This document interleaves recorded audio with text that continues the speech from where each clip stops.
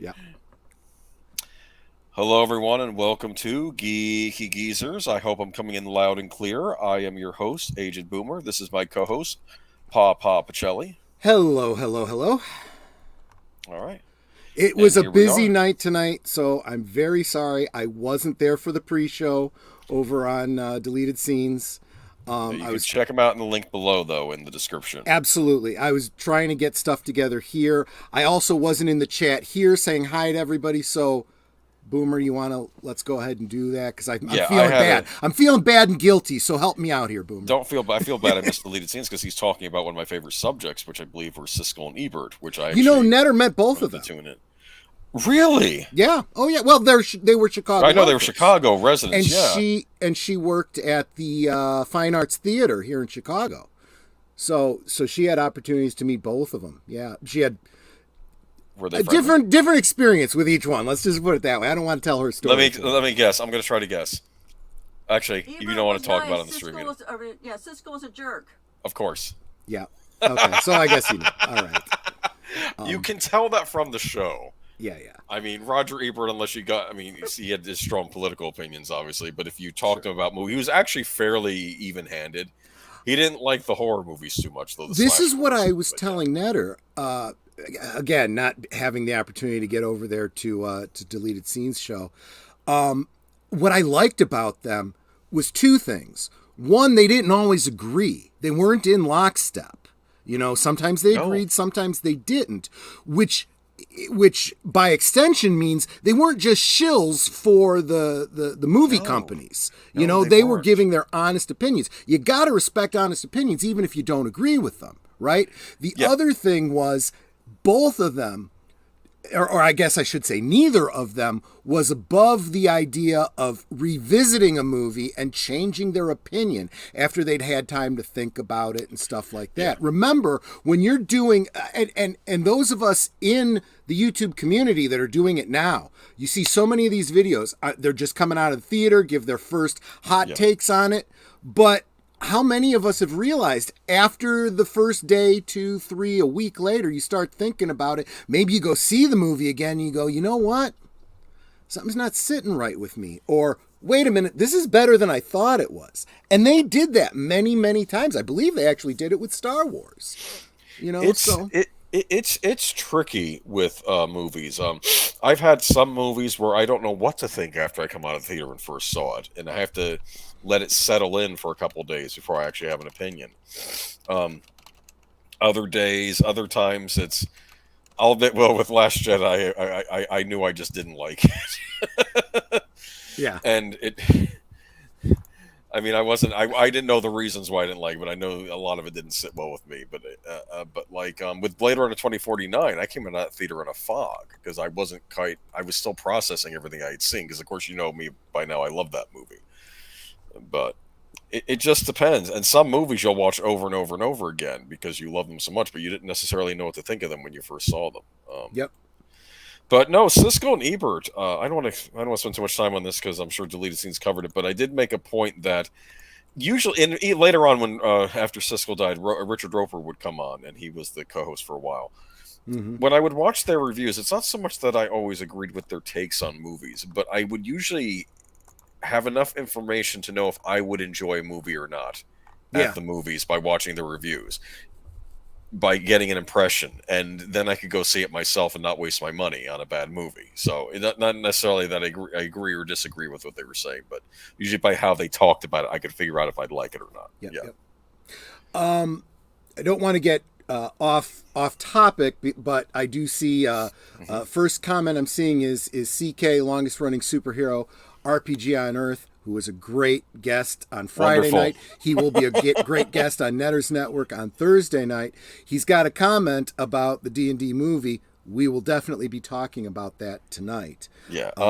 Didn't see the D&D movie. Was hoping it would be good and we'd get a spin-off with the 80s cartoon characters.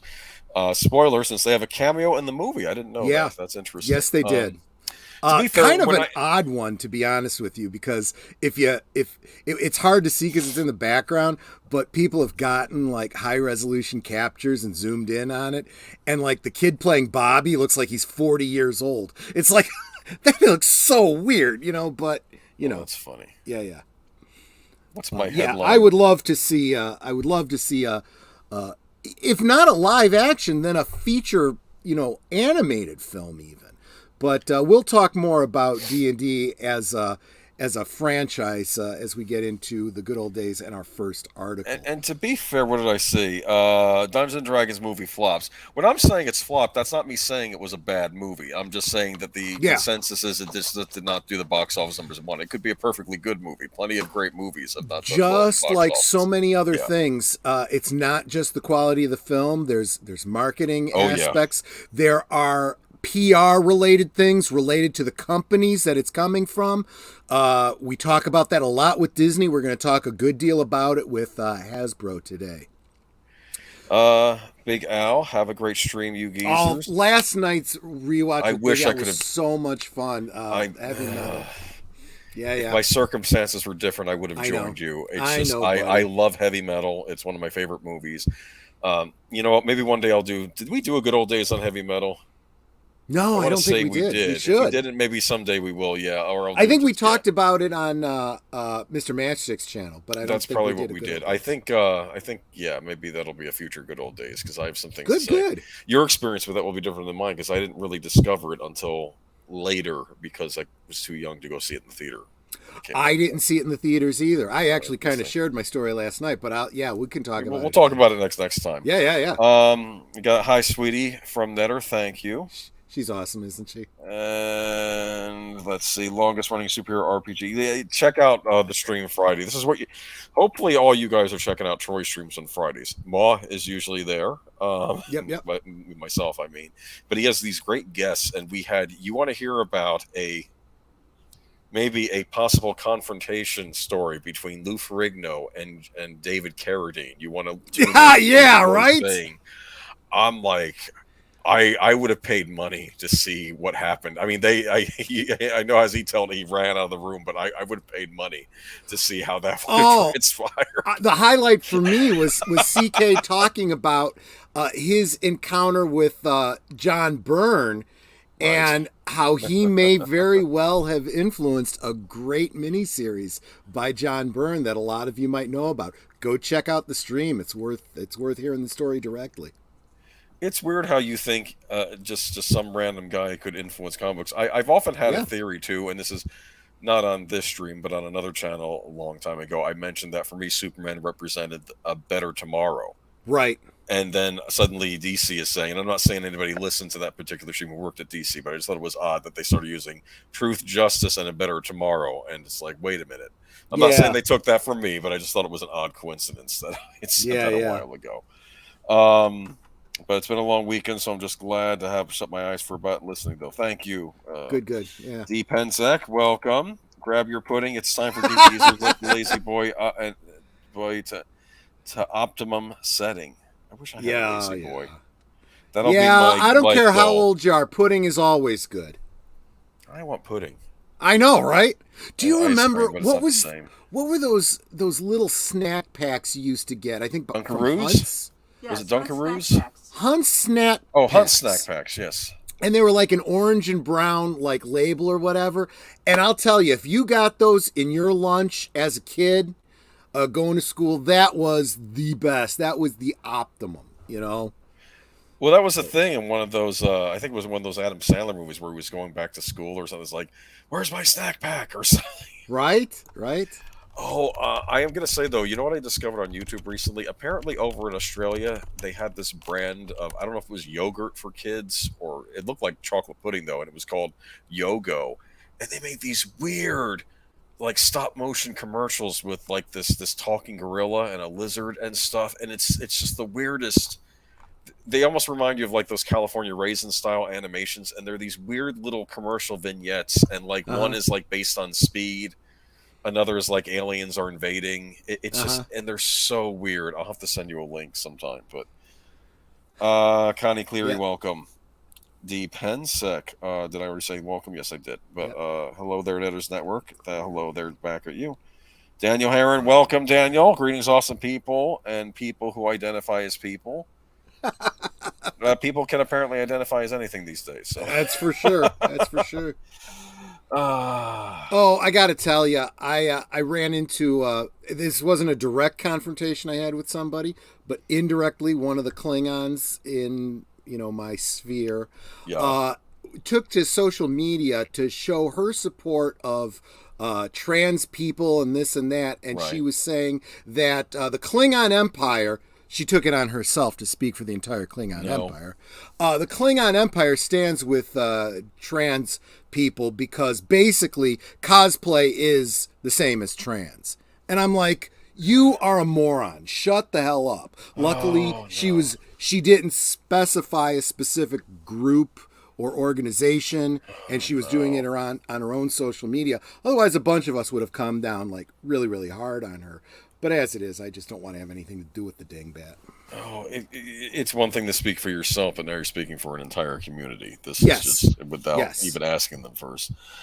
Netters Network. Okay. Let's see here. Did I miss anybody? Zootopia, welcome. Uh, Deleted seat says, hail all, catching up at 2 times speed. So if I talk really talk like this, are you going to be able to follow what I'm saying? it's okay. We haven't even gotten to the good old days yet, so you haven't missed That's too much. true. We're just going through saying hi. Hopefully, in your double speed, you were hearing how apologetic both of us were for not being there for your stream. But we support you in every single way because, let's face it, you support us in every single way. So I'd thanks so like much. to guest on more streams too. It's just a matter of time. But like Pops had a great stream this morning. I don't know if you had a chance to catch it. I haven't. Okay. I was actually getting stuff done today. Believe it or not. Well, that's fine. But he had a wonderful guest on. She's a race car driver, or she was a race car driver, but she's retired now. But it's fascinating. It was fascinating conversation, and Yeah, it just and shows our little community. We have so many people from different walks of life here. speaking of Pops, Netter's got a series of guest spots on his channel, including having done the Potawatomi Challenge. Go check it out and see what that's all about. She also was talking with Pops about her experience with YouTubing and so on and so forth. I will be guesting with him. Well, it's going to be pre-recorded, so we're going to be recording it this week, but it'll be coming out the week of the 25th for the real Star Wars Day, where he'll be talking with me about the holiday special, some of my custom figures, some of my background, and so forth. But Cool. no Potawatomi challenge. No Potawatomi challenge for me because I haven't won any bubblegum cards from Pops yet, so we got to work on that. But anyway, yeah, absolutely great community there. Yeah. So we're going to talk about the good old days now, and we're going to talk a little bit more. We talked about this before, but I don't mind if Troy talks about it again since it was one of my last clip videos I did, and it did very well by itself. So we're going to talk about. So that is your motivation, right? You're going to Pretty clip much. this, you're going to put it out and get a whole bunch of likes and follows because of me, right? Good. Here's the what it's all problem about. with when I do have time to clip the video, and it's like sometimes they'll do really well, and sometimes they're a thud, and I don't know what the reason is. But the D&D talk you gave last time, very popular. So Good. let's see if we can lightning strikes twice. Well, absolutely. Let me start by I want to share. Well, don't put this up yet. I'm gonna share it in the background. Wait. Don't put it up until we're ready. But entire screen. Here we go. So we have talked about kind of the history of Dungeons and Dragons. I may have touched a little bit about how I got into it, but let's just call it the way it was. I said to Boomer, I would like to talk about this. And he's like, all right, I'll let you talk about it. But I feel very strongly about this because I don't think I ever really explained what the hook was for me getting into Dungeons and Dragons. And I'll explain why that's important in just a moment. But it was back in, I want to say like 81 or 82. This was when Dungeons and Dragons was really coming into its own. Before then, it was a little bit more obscure. It was in the form of these pamphlets. They came out of the community of combat miniature games. There was a lot of, there have been for centuries. People don't realize this. Those of you Warhammer players out there and stuff like that don't realize that all of that comes from war games that have been played by adults for generations, with infantry and cavalry, and then eventually they added tanks and munitions. These combat games with little painted lead miniatures, right? Well, this guy named Gary Gygax was really into that, and he wanted to do the same thing with medieval combat. And he started out with medieval combat, and then he started to put fantasy elements into it. And then from that, he came up with the whole role-playing game where it's not just about the combat, but it's about the individual characters, right? Right. Well, and there were all these multiple little pamphlets for different aspects of the rules. Eventually, they started to branch that out in the role-playing world, and it was in about 81 when they introduced the Dungeons and Dragons basic set. It was a red box. You guys all recognize it. In fact, if you've seen Stranger Things, you've seen that red box. Yes. Okay. It was which is interesting because in Stranger Things they were talking about villain characters from Advanced Dungeons and Dragons, even though they were apparently playing the basic Dungeons and Dragons. So that's what's kind of funny. But Daniel Herron's talking about that Mazes and Monsters was the name of that movie with Tom Hanks. Yeah, we did mention it briefly last time. That was right about that time where there was that whole, just like rock and roll was from the devil, right? Well, Dungeons and Dragons was evil too, made people go insane. It was a bunch of crap. But don't get me wrong, Rona Jaffe is a great author, and I like a lot of her stories. That particular one, not so much. That's one of those ones, kind of stay in your lane if you don't know what you're talking about. So my first introduction to Dungeons and Dragons was, well, to be honest with you, my first introduction was actually Advanced Dungeons and Dragons, but I didn't have any of the books. I didn't have anything. I didn't even have a set of dice. I was over at a friend's house. He helped me roll up a character. So I got the basic idea. I went home and told my mom how much fun I had with it. She's like, this sounds kind of weird.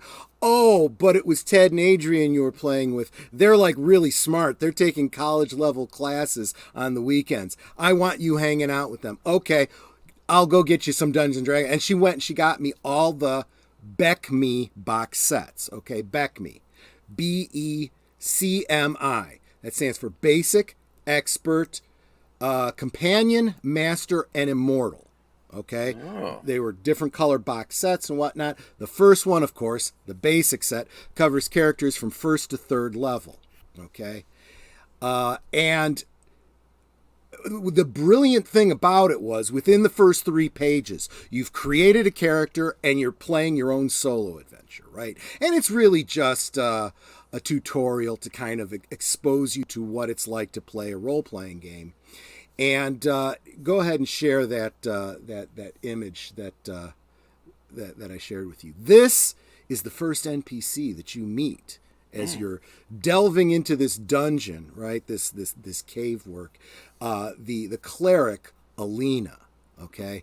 And if you look in the lower left-hand corner of that picture, the artist has signed his work. It's Elmore, right? Famous fantasy artist who did all of the artwork in all of the BECMI Dungeons and Dragons books. And it was this picture that I thought it was just me. I thought I was just a weirdo. Turns out there's a whole generation of guys who fell in love with Alina the cleric and were heartbroken by the end of this adventure because, spoilers, no matter what you do, you can't save her. She dies. Which, of course, is the game's way of showing you the stakes involved. Your character can die. Don't get too attached to them. You're fighting a battle. It's life and death, right? And sometimes, it's like that no-win scenario, the Kobayashi Maru. Sometimes, no matter what you do, someone's going to die, and it's heartbreaking. And this became such a reverberation in Dungeons and Dragons lore that she became Saint Alina in the campaign setting, and she's got an avatar and all this stuff. There's adventures to where you get a chance to go after Bargle, the wizard that kills her, and you can kill him in a grandiose revenge seeking way. This was and I mean and I don't want to put too fine a point on it. I mean, obviously, very beautiful character. I even used this as as a different NPC in another game. I just fell in love not with just Alina here, but with this artwork. Elmore has some of the best Dungeons and Dragons and fantasy art. You've probably seen his work before. Larry Elmore drew my main character, the bear. This is CK talking, and Gary signed it. Adventure on Dottie Bear. There you go. So, yeah. So, he knows exactly what we're talking about. Larry Elmore. He and I think if you were to just go do a search for that name, you would see a lot of artwork that you probably recognize. A very famous fantasy artwork. He's a very famous artist. This, more than anything, is what made me really fall in love with not just Alina, but Dungeons and Dragons. And I'll be honest with you, even though I had all those box sets, I never got characters that made it up to Master and Immortal levels. And it wasn't long after that I had to make the lateral move over to AD&D, Advanced Dungeons and Dragons, because that's what everyone was playing, But yeah, that was Dungeons and Dragons in the 80s. Now, after having shared all that, Boomer, do you have any experience yourself with any of this that I was talking about? A little bit. I did have that same intro set you got. I didn't get it till I think 89 or 90 though, but they were still publishing it in that red box, and I did see that. Couldn't get my friends into playing D&D when I lived in New Jersey. When I moved to Florida, I actually did have a little group in high school where I would actually go out and play AD&D. I was never an expert at this game, okay, but I would go to games, and it was a lot of arguing with the DM because it's high school, right? Right. So no, I did this. No, you didn't. You didn't say that. Yes, I did. You know what I mean? You know how it goes, and it's. Oh, don't. Yeah, that's true of any role playing game, regardless of the rules. You always have the griefers. You have the people that have problems with some element of the rules because it's not realistic enough, and hopefully, as you mature and get older, you realize. Okay, if you want something that's more realistic, there are other rule sets we could use and whatnot. But if you start getting too hyper realistic, then, we're talking about, creatures that don't exist and magic and stuff. And you can only be so realistic with some of this stuff. So my first character was, I believe, a Kender. That's what the race is called. Yeah, I never liked them much. They were like a gnomish, elfish kind of creature. I don't know. Apparently they're very foolhardy. I think that's the expression I would use. That got us into some trouble, I think, with the dragon that campaign. So I think after that I didn't play as a Kender, but I was a monk at one point. I assume it's like the Kwai Chang Kane variety of monk, like a Shaolin monk. Yeah, exactly. And, I think I got flattened by a giant. Of course. Big for a while. Go ahead. Oh, go ahead. I was going to say big. Go ahead. Sorry. Your show, you go. I was just going to say, for a while, I was playing a guy named. I was playing a fighter who I made dress up like a fop. Ah, there you go. The fearsome fop. Do you understand? He had with the powdered wig and the makeup.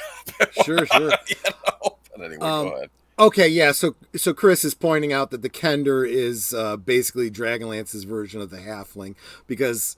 And they called them halflings and not hobbits because copyright trademark. It still goes with the Tolkien lore though from Middle Earth. Absolutely, it does. It was clearly influenced there. But Big Al points out the Dragonlance art is awesome, and he's keying in exactly to what I was talking about because Elmore did most of the Dragonlance artwork, Absolutely Yeah, Larry. right. Oh, he says this longest. He says Larry drew my main character, the bear. Mm-hmm. Yep, yep.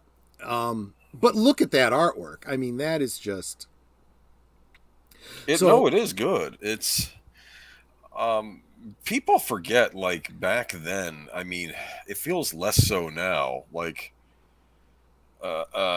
American popular culture was booming. It was Yeah, everywhere, and yeah, I mean, you could get stuff overseas, from other things. There was plenty of stuff being made here domestically. Like you had these, wonderful D&D modules. There was, of course, a whole series of books, D&D yep, books, which I yep. might get into a rant later about when we Yeah, talk about that movie. But it's right. an ignorant article we're going to read later. But anyway. No, that's true. But no, I used to play D&D, but I was never. I don't think I was ever brilliant at it. But I did go to plenty of games. I had a die set. I think Yeah. it was the die set that came with my basic set. Did you And ever go to? Oh, those were. So were they the light blue colored ones? And as you played with them over time, the edges started to round no, off. they were red. I think they Oh, were okay, red. okay, They might have made them differently toward the 90s. okay, okay. But Yeah, I got the early '80s ones, and like I said, they were light blue in color. And I played; those were my main dice yeah. for the longest time. And eventually, the 20-sided die was almost round because of the corners all kind of rounding out. It was a very soft plastic. Oh, my brother had one of those. My brother was more into the collecting of the role playing games than I was. I But gotcha. he didn't play them that often, but he did buy a lot of the modules. He has subscriptions to Dragon End Dungeon. He used to look through those sometimes, and yeah, it was a big Big Al deal. knows what I'm talking about. Yeah, he loved his The, big blue dude. I still have them, but they are slowly disintegrating. you can buy new ones, can't you? Yeah, but they wouldn't be the same ones, and it's fine. I mean, the as they deteriorate, it's fine because it shows the love that has gone into these dice over the years. CK is also talking about Thaco. Thaco came up with second edition, and Thaco, 2-hit armor class 0. That's where the rules got ridiculously mathematic, and it was dumb. I was so glad they moved to 3.0. Oh yeah, he's basically saying that. Yeah. Did you ever play any of the D&D computer games? Netter and I together played what was it called?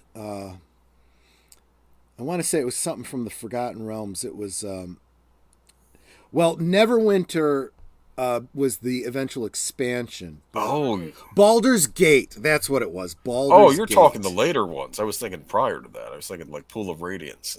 Oh no, No, none of that like stuff. that. It Okay. wasn't until like Baldur's Gate that I started getting into. In fact, Baldur's Gate was one of those ones that That Icewind Dale.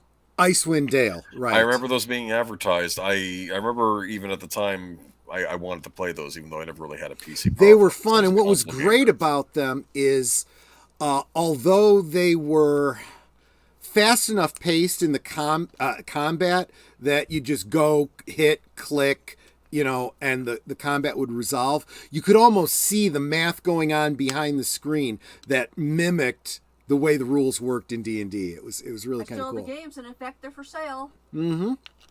Yeah, we've got the old discs up for sale. Oh, the original. Oh yeah, exactly. But yeah, good stuff. Great memories. But the reason that I wanted to bring this up so badly and stress the importance of Elmore's art, not just for me, I've come to find out that there's a whole community of gamers that directly credit Elmore with why they started playing Dungeons and Dragons in the first place. Whether it was because those covers got them to buy the Dragonlance books, that got them reading the Dragonlance books, that got them playing the Dragonlance modules and playing in that setting, or whether it was like me falling in love with Alina in the basic book, and then honestly, all of the artwork in all of those Beck Me books. There are characters in there that are iconic. The barbarianish looking fighter, big male character with huge muscles. I bet I used him like for 3 different characters for my characters. But honestly, I don't feel that Dungeons and Dragons would be what it is today if it weren't for Elmore, which, if you don't mind, if you're ready to move on, I think that leads us directly into our first article. Yes, so let's go ahead and read it. It is a, hold on. Oh, for the love of Pete. Let me back it up. Sorry about that. I'm all over the place. Entertain the troops. And CK is pointing out that the art from Rifts, which I know about, but I never actually played myself, was also good. Oh, is it? I got to take that down. Sorry, guys. What? Netter was pointing out that we still had Alina's picture up. She's pretty. She looks like Netter, so, I think my brother had Rifts. I did see a lot of this stuff growing up. I just never really played it, but I do remember that. Huh? I remember Rifts. Was Rifts the one with the gaunt? Was it the Gaunt Man that came into our world and like on like a, I think it was a staircase made out of bones, and like all sorts of horrible things followed with him. Yeah, I don't know about that. Is that what I'm thinking of? I have no idea. But the idea behind thing Rifts was our planet turns into different role-playing scenarios. Like Japan becomes like a cyberpunk area. Well, that makes sense. And like other parts of the world, yeah. But Chris is pointing out how the artwork directly inspires the players and how important that is. Cyborg dragons, Mechagodzilla. I guess so.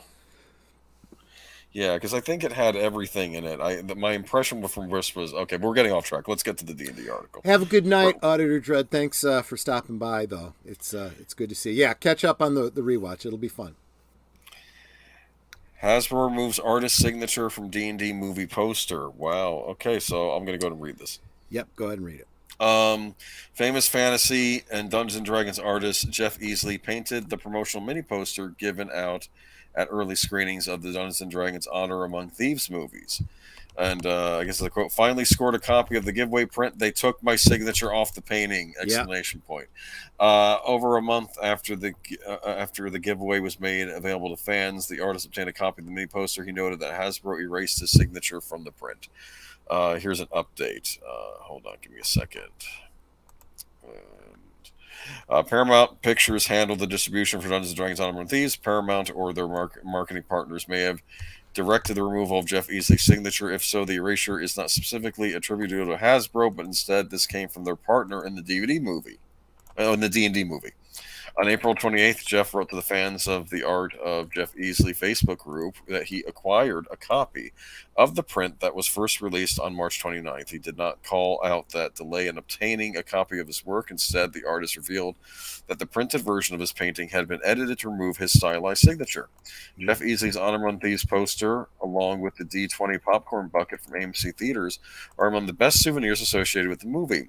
Taking the artist's name off the finished product robs him of the customary credit he deserves as the author of his work, which might be apropos for a movie that has thieves written into the title. Yeah, that's a good point.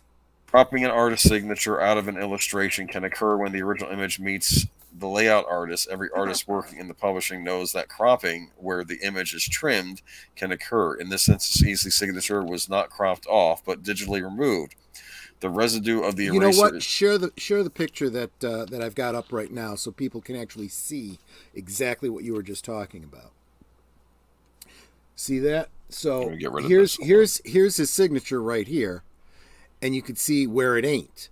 And those of you that do any kind of digital artwork, photoshopping and stuff, you can see how it was specifically removed. In fact, if I was going to remove it, I could have removed it better. But, it shouldn't have been removed at all. This is the age of the Philistine. Yes, that's what you're I'm coming to the absolutely conclusion of. But yeah, no one's going to complain. Philistine. Philistine, okay. Likely done by Hasbro or E1, the production company that filmed the D&D film. This change was an unexpected and arguably needless alteration of the original work. Yeah. I don't know. Maybe they figured if they do that, they don't have to pay the guy. I don't know. I mean, The Did he fact draw it? Maybe, maybe not. There's no signature. the No, no, fact that they took the time and energy to do it, okay, regardless of their reason for it, is a direct insult. It really is. And although this is a different artist, he also is somebody who has done a lot of work for Dungeons and Dragons and may very well have influenced a whole generation of game players the way I was describing in my good old days story, you know? And to remove, why? What purpose could you possibly have to remove him? I feel like if they released a Final Fantasy poster with Amano's original, I think that's the artist's name, original artwork, and then they removed his signature. I mean, there are certain artists that are associated with properties. You know, this is. Yeah. And keep in mind, this is Hasbro. This is Wizards of the Coast. These are the same guys that send the frickin' Pinkertons after a YouTuber for a mistake they made, right? These are the same ones that want to do away with races and cross races in the role-playing game because they're racist. I mean, let's be honest with it, with what it is. They want to have wheelchair accessible dungeons. You know, they want to have proms. You know, it's freaking ridiculous. You know, Hasbro's really been pissing off fantasy fans lately. Hasbro corporate is worse, man. I got some buddies who designed the Transformer toys, and they have some stories about their a-hole bosses. I can only imagine. Although it's not Transformers. I heard the whole fiasco with the large-sized HasLab Marvel figure that the legs won't lock, so the thing can't frickin' stand up. I mean, you spend hundreds of dollars on an action figure, it should at least be able to friggin' stand. I mean, that's just friggin' ridiculous. But I mean, we're kind of getting off topic talking about Hasbro, but this is the kind of bullshit that's exactly why. You know what? What I'd like, would you indulge me one more time? Yes, you're fine. Okay. I had a bad circumstance with a toy situation with Hasbro, and they kept sending me emails. Tell us how we did. Tell us how we did. Tell us how we did. So I responded today. Here's my response. I have a long history of ordering toys through Hasbro Pulse, but I have some serious problems with Hasbro's business model that has me rethinking my patronage. I'm tired of predators, the slip of the tongue there, pre-orders that have Hasbro effectively sitting on my money for 6 months to a year. Don't even get me started on the crowdfund model that should never be happening with a big company like Hasbro. That brings us to this one rare instance when I happen to have ordered a figure already in stock. For context, you might want to refer to customer service request 409252. As I was finishing my order, that's order number 3221722, and just about to hit the completion button, I realized that the figure I was ordering was a 6-inch figure and not a 3 3/4-inch figure. However, it was too late and the order was already complete. I immediately reached out to customer service only to be informed that there was nothing that they could do. I literally had to wait for the figure to arrive to send it back at my own expense because for once I made the grievous mistake of ordering a figure in stock and not having to wait a year for the pre-order. And there is no indication to me that Hasbro even cares. In fact, despite my complaints, again, see request 409252, I received the follow-up from Hasbro saying, "You're what makes us great. Thank you for making Hasbro Pulse your go-to destination for the best product offerings and experiences from the brands you love. We made Hasbro Pulse with you, the fans, in mind." I cannot imagine anything more tone deaf. It was like a backhanded slap from Hasbro. All the more because I know it was an automatic email completely divorced from any human context or understanding, and therefore the intended goodwill is moot and the insult all the more underscored. I am absolutely sick of the tone-deaf lack of self-awareness of Hasbro. I am less and less inclined to do business with Hasbro. Even beyond this feedback I've listed above, you have a horrible PR problem. Look at quality concerns with your Marvel HasLab figure. Customer service complaints like my own being shared by others on social media, like I'm doing right now, I guess. And, oh, Wizards of the Coast. That's a black hole of insanity all on its own. Makes me wonder if you're going to send the Pinkertons to rough me up because you don't like this feedback. So, you want my feedback? I'm sick of Hasbro pretending to care about my feedback. I'm sick of the abusive relationship I seem to be in with Hasbro, and I'm sick of Hasbro promising that we hear you and we're changing. Yeah, and I'm sure it's my own fault that you have continued to abuse me. I could only give them 1 star. I couldn't go any less than that. I almost feel like someone's asking the follow-up question. Well, other than that, how was the experience? It's like, well, other than that, Mrs. Lincoln, how was the play? Yeah, exactly. No. What, too soon? No, it's fine. I've heard that joke. Oh, so many Lincoln jokes. I am so angry I could spit at Hasbro. I love it. David Fensack, preach, Troy. Yeah, Matt Anui came in at just the right time, I guess. Oh, you haven't heard me talk about Xbox. You'll hear me about that. Oh, later. We'll get to Xbox in a minute. Yeah. Well, yeah, later. Sure. This is like the last thing of the night. I'm sorry. It's been a bad week. Well, I think it's been a bad couple of years for Hasbro. Well, I know as I was putting in article after article about Xbox, I'm like, does he want all? Yep, I think he does. There's a narrative here. It's a narrative here that we're following. That's why. I don't know. I'm just Hasbro. Yeah. Just do good. Yeah. Remember what made people buy the products in the first place, and go back to that model. Yeah, quit sending mercenaries to break people's legs and steal from them, and give credit where credit is frickin' due. That's what really, okay, so that's bringing it back. Taking an artist's name off the artwork, screw you, Hasbro. Even if they're not the ones specifically responsible, they need to take responsibility. Screw you, Hasbro. Yep. It's actually really bad. I think that there is a disrespect toward a lot of these smaller artists these days. I mean, someone's making a point that in the comic book industry, a lot of these greats are comic book writers stuff are still alive, but they always get kicked out of the comic books after a while, and they can't and then they just have these idiots. Oh yeah, just listen to Ethan Van Sciver go off about this kind of stuff. Exactly, and he's not the only one. But I'll tell you, that's exactly we blame all the woke bullshit for why they're making this character gay or whatever, and so on and so forth. But all it is it's going back to what Disney did to Siegel and Schuster. Okay, it's all of this. You mean DC? I'm sorry, I think you said Disney. You said DC. Okay. DC, yeah. What DC's? DC. It goes back to the original lawsuits between the Siegels and the Schusters and DC, and that's where they decided they wanted to. Okay, so you know what?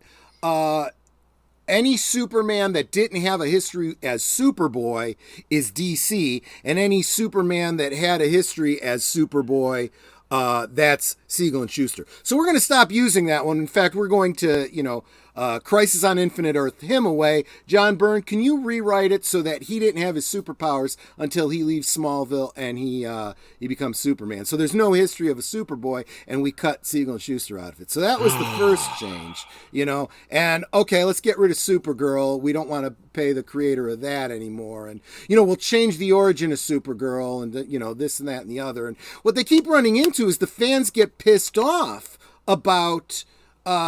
No, that's not, this version of the character is not the character I like. And then, profits drop off, and they're basically, killing the golden goose every time they do that. And they're doing it more and more and more.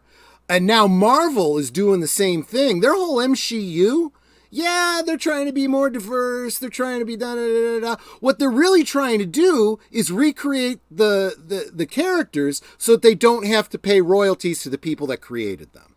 We also saw the same thing over with Star Trek, with the first 2 seasons of Picard, with Star Trek Discovery and all that other stuff, only for them to realize, we can't keep doing that. And that's why everyone loves season 3 of Picard so much, because they said, you know what? we're going to do these stories. You're going to have to pay the people that wrote the original stories that we're drawing from. Sorry.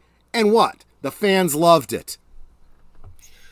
Really? Yeah. Well, that's what I've heard, but I don't know if it's going to continue on with that. No, or what. it's almost certainly not going to. So that's like a one-off, so you can enjoy the one-off, I guess. Yeah, but enjoy the one-off, but just remember, you know, if you love Picard season 3 and you're going and spending money on it, all you're doing is you're supporting whatever the frick his name is, the Kurtzman? Kurtzman and all the other the bad reboot. Well, here's the thing. With me and Star Trek Picard season 3, it's like the first 2 seasons, I watched all of season 1 of Picard. And I just I couldn't do anymore after that. And you couldn't look away from the train wreck, right? Yeah, well, the interesting thing is, though, I will say this: the problems with Picard were very different than the problems with Discovery. It's a different kind of bad. Yeah, because I argue that on Discovery, I didn't really like any of the characters, whereas in Picard, I felt sorry for the characters. It wasn't that I disliked them. I thought if they had been in a normal TNG series, they probably would have been good additions. Like if it was like a spin-off series like Voyager, you could have had Captain Rios and Raffi and all them. You know, instead of just having them, one guy dealing with horrible traumatic experience, the other one dealing with a drug addiction. I don't want to see that stuff on Star Trek. That's not the Star Trek of Gene Roddenberry. We're supposed to be past that crap in the future. That's the whole point of it. You know, the human race has finally gotten over. It's not very progressive, is it? No. I mean, for all the people that are saying Star Trek was always woke, no, Star Trek was always progressive. You people, you woke people, are regressive. Well, the point is there was progress, and you know, humanity finally got past a lot of its bullshit. That's what I wanted to say. But of course, then you're dealing with other alien races, so you're running into problems there. But I did want to say hi to Lady Mist. I forgot to say hi to her earlier. She showed up when we started the D&D talk. She's so welcome to the chat. Let's see here, though. Let's go to the next one. China but it's a utopian drug addiction. Yeah, exactly. That's exactly right. I don't even know how you would get drugs on Earth in the future. Replicators? Actually, I think that's, you know, and I forget the name of the YouTuber. He does these great deep dives into some of the different technologies and stuff of Star Trek. And he points out that replicators would inherently have some of the same problems that we're having with 3D printers today. And you just can't control the things that people can create and recreate with them. You know? Well, there was that one episode where Deanna Troi was trying to turn off the health protocols in the replicator. She wanted, and I guess she had the authority to do it because she was a higher up officer. She said, I want a real chocolate sundae with real chocolate ice cream, real chocolate syrup instead of which ironically was something she couldn't really do because the technology for the replicator couldn't really create something it's reconstituted food. Kind of like an AI trying to write a story. Just kind of pointing that out. Don't even get me started. I watched this AI creation on YouTube. I guess it was for like pizza snacks, like somebody made a fake commercial. Yeah. And you could always tell when an AI makes something because it's not quite right. It doesn't quite make sense. It's like you're not dealing with a person writing this, and that's Did you see WDW Pro did a used chat, whatever it is, chat AI, whatever it is, to write an episode of Seinfeld? No. How did it turn out? I'm not a member of his channel, so I didn't see the full thing, but what I saw of it, it really sounded like they could have just been reading an episode of Seinfeld, and they were talking about it a little bit on I don't remember if it was another one of his shows or if it was Midnight's Edge or what, but Call Me Chado was talking about it, and he said what I loved about that script was it looked like a real script. He says, I've read script by script writers today that I'm halfway into it and I'm like, this makes no sense. This is ridiculous. You're not even using the right format for a script, you know? So at least the AI is getting the formatting right so it's legible and readable, you know? And Script Doctor was saying, you know, it's comparable to like a new screenwriter. It's not well polished, it's not well experienced, but it's serviceable. And Chato pointed out, he's like, he said exactly the same thing I've been saying. He's like, it's not that AI is so good, it's that the script writers have gotten so bad that by comparison, the bar is so low, AI is serviceable. Well, that's a terrifying thought, actually. But I imagine what AI does is it's just pulling, like it probably has access to every Seinfeld script or Friends script or anything, so it's just pulling together a little bit here, a little bit there, and compiling something. I don't know. I've tried using that chat. But sadly, that's what yeah. too many writers are doing these days. Yeah. And people are starting to, get wise to it and point out, oh, you think that's such a great script? All they did was they ripped off such and such script from 10 years ago. And you don't think there's lawsuits going on behind the scenes about stuff like that? And it's just going to get worse. Sorry, I don't know how we got on this talking about replicators, but there you go. 2 months ago, the still images were so, and now we are starting to see realistic moving. I don't know if you got a chance to catch that video I sent you. Maybe don't watch it. It's Little Orphan Annie with Arnold Schwarzenegger's face on it. Oh, I didn't watch it, but I've seen plenty of videos like it. Most of the ones that I've seen use Nicolas Cage in roles like that. Oh, that's funny. And they have really others with Stallone. They have others with Stallone too, and it's. Have you seen who's that Irish guy? I don't know. He was doing a lot of deep dives he was doing a lot of reviews of Picard and whatnot, and he was I know him. Yeah. I know you're talking about David Cullen. Is that? Cullen, you're right. Yeah. He was talking about, and I actually meant to send it to you. I was afraid I might have triggered you if I did, though, because he was talking about some of the same issues you were talking about at one time about the ethics of using. Oh, you did send that to me. Did I send it to you? It was the one with Spock, right? Yeah, that was. Oh. Now keep in mind that Spock one, as far as I can tell, they didn't actually use CG on him. That is an actual actor that looked a lot like Leonard Nimoy. Right. And then they used makeup appliances. I've seen the behind the scenes of them applying them. Let me tell you, just as someone who's done that kind of makeup, I was impressed as hell with what they were doing because those appliances were so fine, so thin. The physical practical technology of it is amazing. And yeah, it's not even uncanny. It looked just like him. The only reason it looked uncanny was because it's not him. And your brain is telling you it absolutely is him. And you're going, no, it's not. It's another actor.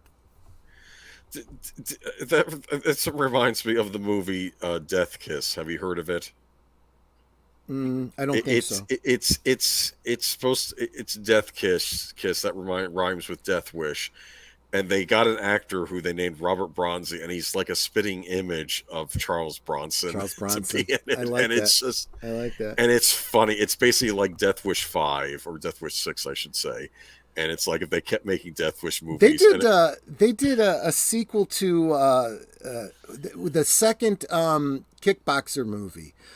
They got a guy who looked like Jean-Claude Van Damme, at least in the posters. It looks just like him. You get halfway through it and you're like, wait, that's not Jean-Claude Van Damme.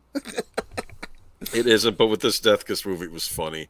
And of course, he goes up, the first scene is him going up to the shady looking house and go to the guy in front of it, and he says, cheese pizza. And of course, he's going to disrupt underage prostitution ring, but it's like, it's just, the point so was bad. Though that Cullen was bringing up, where is the moral line? If you wanted to do something with William Shatner, for example, he's still alive. He can say, yes, let's do this. And he could be involved in it, and you could use CG to make him look younger, to bring his age down. They've done it with Mark Hamill and Luke Skywalker. If someone dies while filming a movie, one could argue they intended to finish that movie. So like Fast and the Furious and and Gladiator and stuff like that, where the actor dies, and they use some trickery to fill in the Well, blanks. they also use the actors' brothers to fill in, I think, some Right. parts where they like Right. get to see him from the back and things like that. With So I thought John that was kind of neat. Candy, they used scenes reused from another take or something, and, Right. and whatnot. And most people would agree, yeah, it's what you got to do to finish the movie.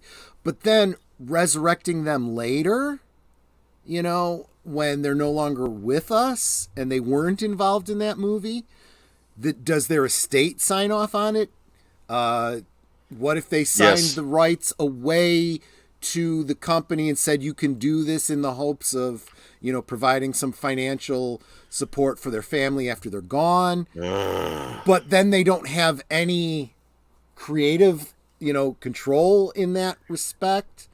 I have a real problem when the actor is no longer with us. This happening, and I know it's one thing. And maybe and what we're getting is you're gonna have actors signing off on this stuff while they're alive. And then David Cullen made the exact point that you and I both have too. It's like, but why do you even need to do that to keep a character going? You can recast, and then he used the example of Dumbledore in Harry Potter.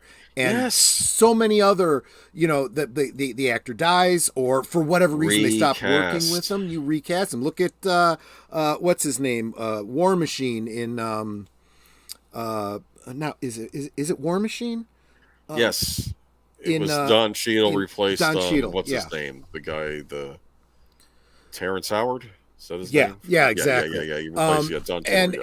And it's not like no one can tell the difference. Yeah, you can tell the difference, but you're like, okay, I see what they did there. They recast. They're very we move different on. actors. Yes, Yes, very much so. I like them both. They've done good work. I'm just saying they're. It is hard to reconcile because I liked both versions of War Machine. But clearly they weren't the same. I would say the same thing about the Incredible Hulk when they went from Norton to, Dingbat. It's like I liked Norton. I was able to deal with the fact that they changed the actor and whatnot. But Do you know what drove me crazy with that? I kept thinking, well, if you're going to get rid of Norton, not that you should have, then go back to Eric Bana. Well, we can't do that. That was in a different Hulk universe, and we can't. Oh, come on! It's just. Instead, we get Mark Ruffalo, and, well, the rest is history. I missed it, too, because in the Edward Norton and the Eric Bana Hulk movies, when he would become the Hulk, it was Lou Ferrigno's voice. Did you know that? yes, Whereas when Mark Ruffalo took over, it's Mark Ruffalo's voice as the Hulk, what he turns into, which I don't know.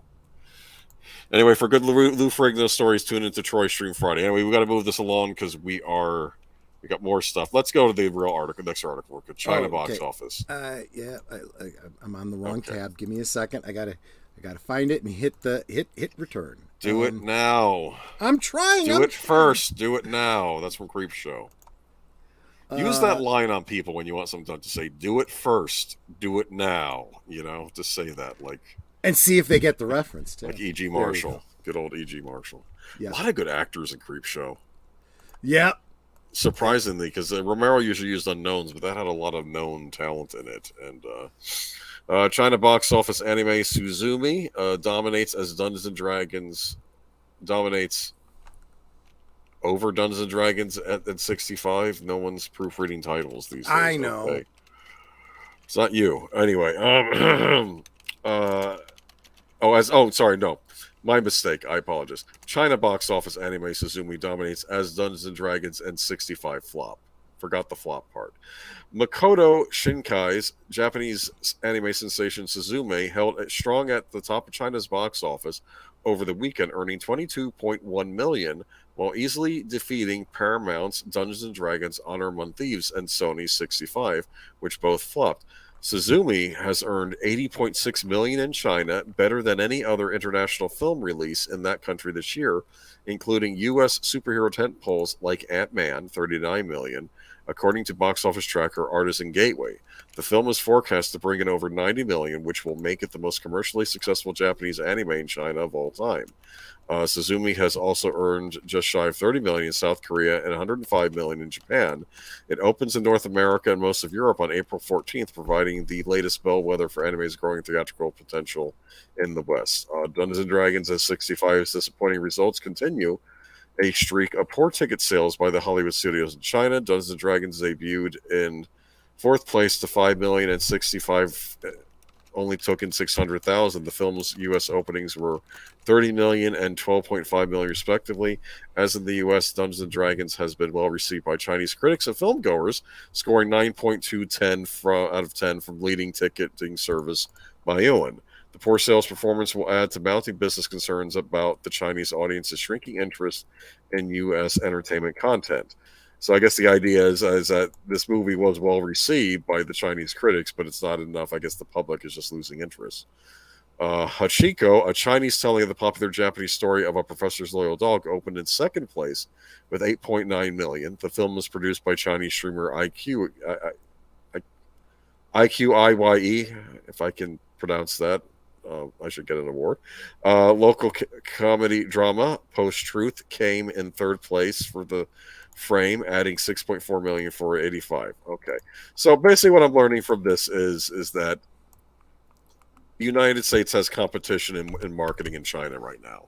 Yep. China's making its own movies, and they're also getting imports from other countries like Japan. So if you are relying on the international market to put you over a certain threshold, yeah, it's not a good idea, and that's something we've been talking about here for a very long time. You need to blow it out of the park with your domestic audience, and anything you get overseas is gravy. You can't rely on that overseas audience. Here's interesting, though. The Super Mario Brothers movie is opening in China on Wednesday. Mm-hmm. So I'll be curious to see how that does. I think they do finally have Nintendo over there. It was funny. I remember when Nintendo finally got introduced in China. Mm-hmm. Do you know what it was? No. It was this weird Nintendo console that I think you had to bring to a station to get the titles downloaded, or maybe it came with the titles already on it. It was not cartridge based. And it had like a selection of Super Nintendo and Nintendo 64 games on it. I remember that. And I think the idea was they know how rampant piracy is in China, so they were trying to create a piracy-proof device for China originally. So interesting.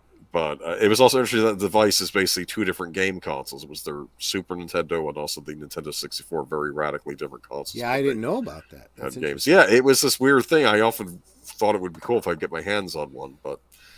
So, all right.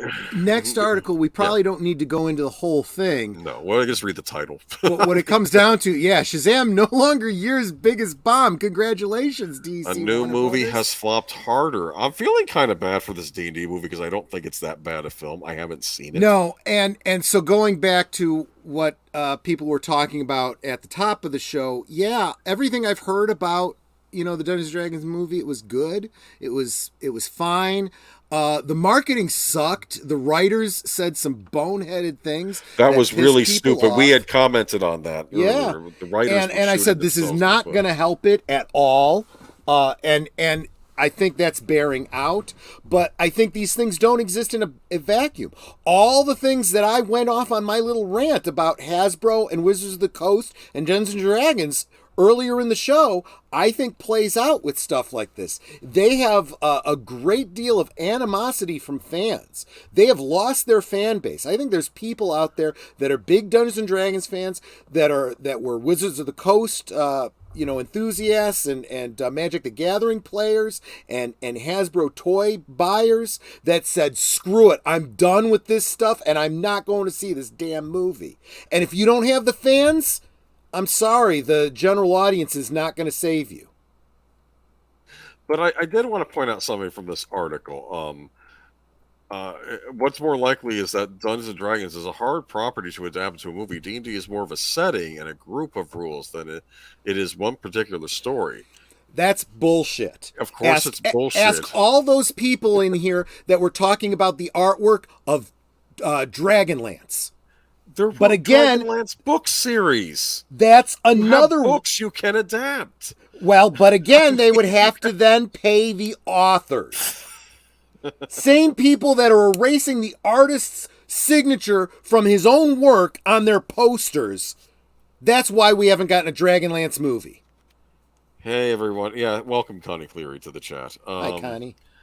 What?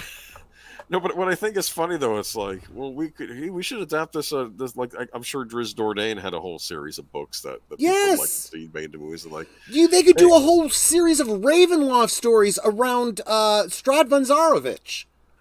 oh my goodness, yeah, and of course he's a dark elf, right? Driz Dordain, yeah. So Is he? I don't remember. I thought he was. He I might could have be been wrong. Elvish. I don't even remember now. But the point is, you could do so much with the D&D books, but that would require you paying the writers that made the books, and it's like, it's they don't want to pay anybody anything, which I think maybe Well, leads you get us, what you pay for, don't you? Well, it'll lead us into the writer's strike. That's going to lead us into the writer stuff, exactly. But unfortunately, though, we have some bad news though coming up next. Yeah. So let me drop that article too. We're going a little out of order tonight because it just seemed to flow better, but in memoriam. We do have an in memoriam section. We did lose another a musical heritage here in Gordon Lightfoot. Yeah. There we go. There's the link, and I will go and read. Yep. Gordon Lightfoot, the Canadian singer-songwriter whose enduring folk hits included The Wreck of Edmund Fitzgerald and Sundown, died Monday. His spokesperson told CNN he was 84. Lightfoot died of natural causes at 7:30 p.m. at the Sunnybrook Hospital in Toronto. Spokesperson Victoria Lord said his death comes less than Wait, did you say Victoria Lord? Yes. Sir Torrin Clegane, if you're listening to this on the rewatch, did you catch that name? Go ahead. One life to live. Yeah, and matters over going. One life to live. Yeah, exactly. Oh, right. Sorry. Yeah. His death comes less than a month after he canceled his 2023 U.S. and Canada concert schedule on April 11th. That cancellation was due to health-related issues, according to what Facebook's post.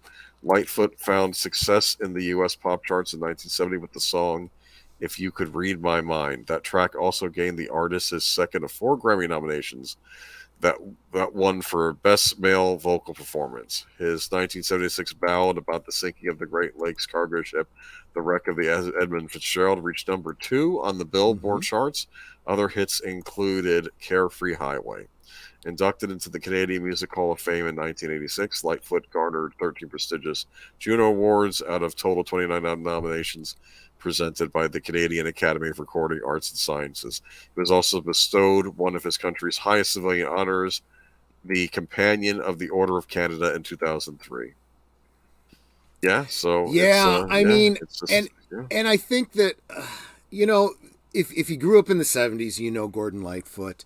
If you didn't and you had any interest in like the those easy listening channels and so forth, you definitely caught a lot of his stuff. They were talking about the Edmund Fitzgerald a couple was it last year or a couple months ago, because there was an anniversary, and of course they bring up that song and whatnot. But Carefree Highway, that's just you just want to jump in your car and drive, right? But I think for most people, the real cultural touchstone, of course, is Sundown, and that one is, that is a heck of a song. This from Song Facts, but I'll tell you, the professor of rock and roll has a great video all about this. But the inspiration for this song came from Lightfoot worrying about his girlfriend at the time, who was out at bars all day while he was at home writing songs. He recalled during an interview, "I had this girlfriend one time, and I was at home working at my desk working at my songwriting, which I had been doing all week since I was on a roll, and my girlfriend was somewhere drinking somewhere. So I was hoping that no one else would get their hands on her because she was very pretty. She was pretty good looking. As a matter of fact, it was written right around sundown, he added, just as the sun was setting behind the farm I had rented to use as a place to write the album. In the documentary, Gordon Lightfoot, If You Could Read My Mind, another great song, by the way, Lightfoot reveals that the song is about his stormy relationship with Kathy Smith. Anyone recognize that name? Kathy Smith, who was later sent to prison for delivering a lethal dose of heroin to John Belushi. In the early 1970s, with his marriage crumbling, Lightfoot moved in with Smith for about 3 years. It was one of those relationships where you get a feeling of danger, he said. Oh, no. I had a friend once who said he always fell for dangerous women. Yeah. That's not a good idea. Kathy Smith is credited as a backup singer on the song High and Dry from the Sundown album. So, yeah, that is one of those uncanny, relationships between entertainers and whatnot. But, yeah. If you could read my mind, love, what a tale my thoughts would tell. Just like an old-time movie about a ghost from a wishing well. Guys, yeah, I would encourage you, go check out, and you could even do it on YouTube. Just look up Gordon Lightfoot songs. And especially if you've never heard of him before, you don't know who he is, you might recognize some of those songs. I'm sure if you listen to it, sometimes I feel we're more musically, we know more, at least maybe you and I of our generation, we know more music than we give ourselves credit for, Yeah, this might not have even been like my music in quotes. But it's because, for instance, it's not Nirvana, but you probably heard the song because Yeah, exactly. And it's a very it's hard to even sum up what kind of music it is that he wrote. There's a bit of a country element to it because back in the 70s, in that era, that pseudo country music was very popular. You think John Denver and stuff like that. So it's very similar to that kind of music. So yeah, and it's sad. I haven't seen him do anything in a really long time. It's funny because some of the younger pictures that people were putting up of him in media and whatnot, I guess he looked a little bit like what's his name, who plays Star-Lord. Chris Pratt. Yeah, exactly. But yeah, did not look like that towards the end of his life. He'd lost a lot of weight. I'm guessing he might have had some health problems towards the end there. But yeah, it's a shame. But we gotta bring you the news, right? Yeah, it's sad though. Yeah. But let's talk about. Oh, go ahead. We're going on to the next thing. I was going to get ready to pivot, and I said, let's go on to some other sad news. Oh, did I not get the title in there? I screwed it up. I screwed it up. I'm sorry. It's okay. I'll just read it. WGA strike explained. The issues, the stakes, movies, and TV shows affected. I love how you say, and you look through this and see what you need to cut, because it's a very long article. And I'm looking at this, and it's like, it's all so good, but we have been talking about... and not just that, though. I mean, and the next one... that one I don't have too much on. The next article, you don't even have to read any more than the title, because it just states the fact. I read a quote from it. There's a quote in it that's pretty good, so I'm going to use that for the next one. But it's your show. You do your thing, man. The Writers Guild of America is on strike. Yikes! This is full on. This is happening now. We were talking. We knew about it was going to, though. Yeah. Okay. The WGA strike started at 12:01 a.m. Pacific Standard Time on Tuesday, a minute after its contract with the Alliance of Motion Picture and Television Producers expired. The Guild confirmed the strike indeed would happen about 3 hours prior to the midnight deadline. The two sides, On one side are the Hollywood studios, network streamers, and hundreds of other motion picture and TV producers which make and or distribute most content. They are represented in the talks by the Alliance of Motion Picture and Television Producers. On the other is the Writers Guild of America, which represents writers in Hollywood who are members, which most working scribes are. Supporting the WGA are many of the other powerful guilds and unions, including SAG, AFTRA, that's the Screen Actors Guild, and the Directors Guild of America.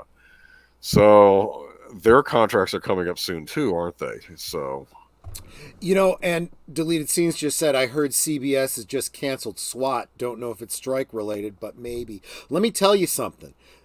Anything that they were thinking about whether or not to renew, any margin calls, this is their excuse, and they're canceling them. A lot of people are going to be losing their jobs over this strike. This is, on the one hand, you could say it's brilliant timing because they think they've got the studios over a barrel because, we're still coming off of financial issues related to the pandemic and haven't really caught up. But at the same time, because they're hurting so badly, this is what happened to the auto industry in the state of Michigan years ago. And look what happened to that. So, yeah, there are going to be consequences due to the huge strike. consequences, yes. And like I said, we just did an article about China getting stuff from other countries and how it's doing better than America. So if that can happen right, here, and we were also just talking about how AI isn't so great, but it's great by comparison to what we've been getting from writers lately. So if this go on strike, and you know what, maybe we just find some better writers. Hasta la vista. Just as long as it's not AI programs, though, because that also scares me. Yeah, I hear you. In fact, they actually mentioned that in this article. Yes. But let's get into it. I'm going to keep reading. And, sorry, I kind of got you off track. It's all right. Hopefully, this won't go on for too long because there's a lot to unpack here, as they like to say. What's at issue? The survival of writing as a profession is at stake in this negotiation. The Writers Guild of America said at the outset, noting that many members who previously made a good living are finding it much harder to do so these days. That's a rather bold statement, and I'm wondering if that I'm inclined to think they might be right, because as I've talked about this, there have been diminishing revenue streams for them. Right. Due to the whole, due to various things like the fact that we've now gone to streaming, DVD sales are down because that's getting bypassed now. And everybody is talking about, even the industry insiders that we follow, like Valiant Renegade, WDW Pro, the folks over at Midnight's Edge, are talking a lot about this AI stuff. And I would not suppose to disagree with them and how much emphasis they're putting on it, but I think everybody is overlooking what we have been talking about on this channel for a long time, and that's the streaming revenue, right?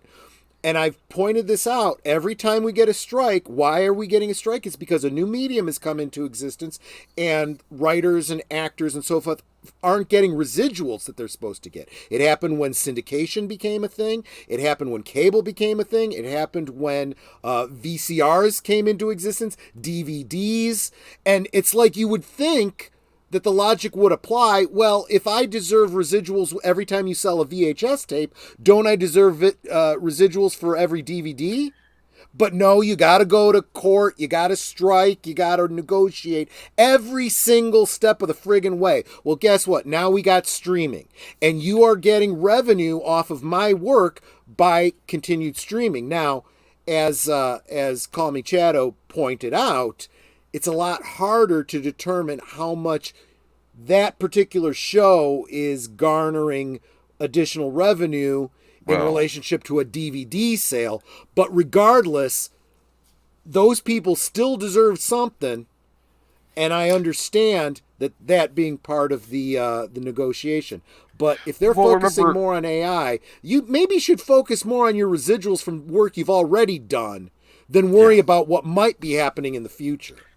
Well, I want to make a point though. This reminds me of residuals, like when syndication started becoming a thing with Right. old TV shows. It's Yep. like I know that they made a point. I was watching that movie about Bob Crane, and he was kind of struggling, but people don't understand is that at the point right before he died, Hogan's Heroes was about to go into syndication, and he was going to get a lot of money from those syndicated rights, Right. like just from them just showing the show 5 days a week, at midnight or something. You know what I Yeah. mean? It was gonna, And and remember, yeah. oh, go ahead. Oh, and that's sort of what streaming is reminding me of. But Yeah. it's like, And you got to remember that there were people that went before him that fought that fight, and mostly it was the actors in Happy Days. Well, it was two things. It was the actor. Let me go back further. First, the actors on Gilligan's Island fought for their residuals when syndication started. They fought that fight in court. Then the Happy Days folks were fighting not for the syndication rights, but for their likenesses on lunchboxes and action figures, the yeah. Mego action figures, for example, and so forth. And they won every step of the way. The courts are like, yeah, obviously you deserve, and if someone else is being enriched by your either intellectual property, your likeness, something you contributed, yes, you deserve for that, Yeah. And the same thing comes down to these writers now, and whether or not they're doing good work, that's a whole other battle. Okay, the people that wrote She-Hulk and Star Trek Discovery and all these other crap shows that nobody likes and nobody's watching, if the company is losing money on it, well, whatever. But I will still say that those writers did the work for you. You have their work generating clicks or whatever on your streaming service. They deserve a percentage. And if it's not generating the clicks you want, then just remove it from the service. I know that Zaslav did that with a lot of HBO content, like those weird cartoons or something on there. So, And I'll tell you something they're not on the else. service. You don't have to pay the royalties. There you go. I've If heard a that's what lot you of do. people saying, okay, fine, just like the people fighting for $15, $20 minimum wage lose all their McDonald's jobs because they switched to iPads over at McDonald's. Okay, fine. Go for it, Hollywood. Start writing all your TV shows and movies with AIs. And these people that are writers, you go write your own stuff. You go write books, you go create your own content, and see if you're still pissed off at the people in Comicsgate and all the other things that are doing independent work that people are going and actually buying. Yeah, but again, it's like they do mention AI in this. In fact, let's go. Yeah. Let's continue reading. There's a lot of By good the way, stuff here. I need to let you know, Boomer and the audience, if I drop out, we just got some heavy storms rolling into my area. And so obviously if I drop out, it's because I either lost electricity or internet. Okay, that's fine. I'll wait for you Okay. to come back, and I'll just keep reading along. Go Okay. for it. But it's driven in large part by the shift to streaming. In a strike declaration, the Guild was more explicit, asserting that the AMPTP is essentially out to create a gig economy work out of what was once full-time careers. The company's behavior has created a gig economy inside a union workforce, and their immovable stance in the negotiations has betrayed a commitment to further devaluing the profession of writing, from the refusal to guarantee any level of weekly employment in episodic television to the creation of a day rate in comedy variety to their stonewalling on free work for screenwriters and AI and on AFR writers. They have closed the door on their labor force and opened the door to writing as an entirely freelance profession. No such deal could ever be contemplated by this membership. Here we go into AI. There was also the potentially transformative impact of AI and how it could be used to generate scripts. WGA negotiating committee co-chair Chris Kaiser told Deadline in a picket line interview that the studios would not broach the subject. That's interesting. They would not discuss AI. I think you get a really good sense from the companies about where they see the future based on what they say they won't talk about, because the stuff they'll say yes to is the stuff they feel like they can absorb so easily and maybe not pay in the long run. Kaiser Canadian, right now, I think we have a pretty simple philosophy, which is AI can't be literary material. It can't be a draft that we have to rewrite. It doesn't mean that companies won't use it in some ways. It can be research material, but it can't be literary material. I'll say this, no one knows exactly what AI is going to be, but the fact that the companies won't talk about it is the best indication we've had that we have a reason to fear it. Again, with AI, I have an opinion on this.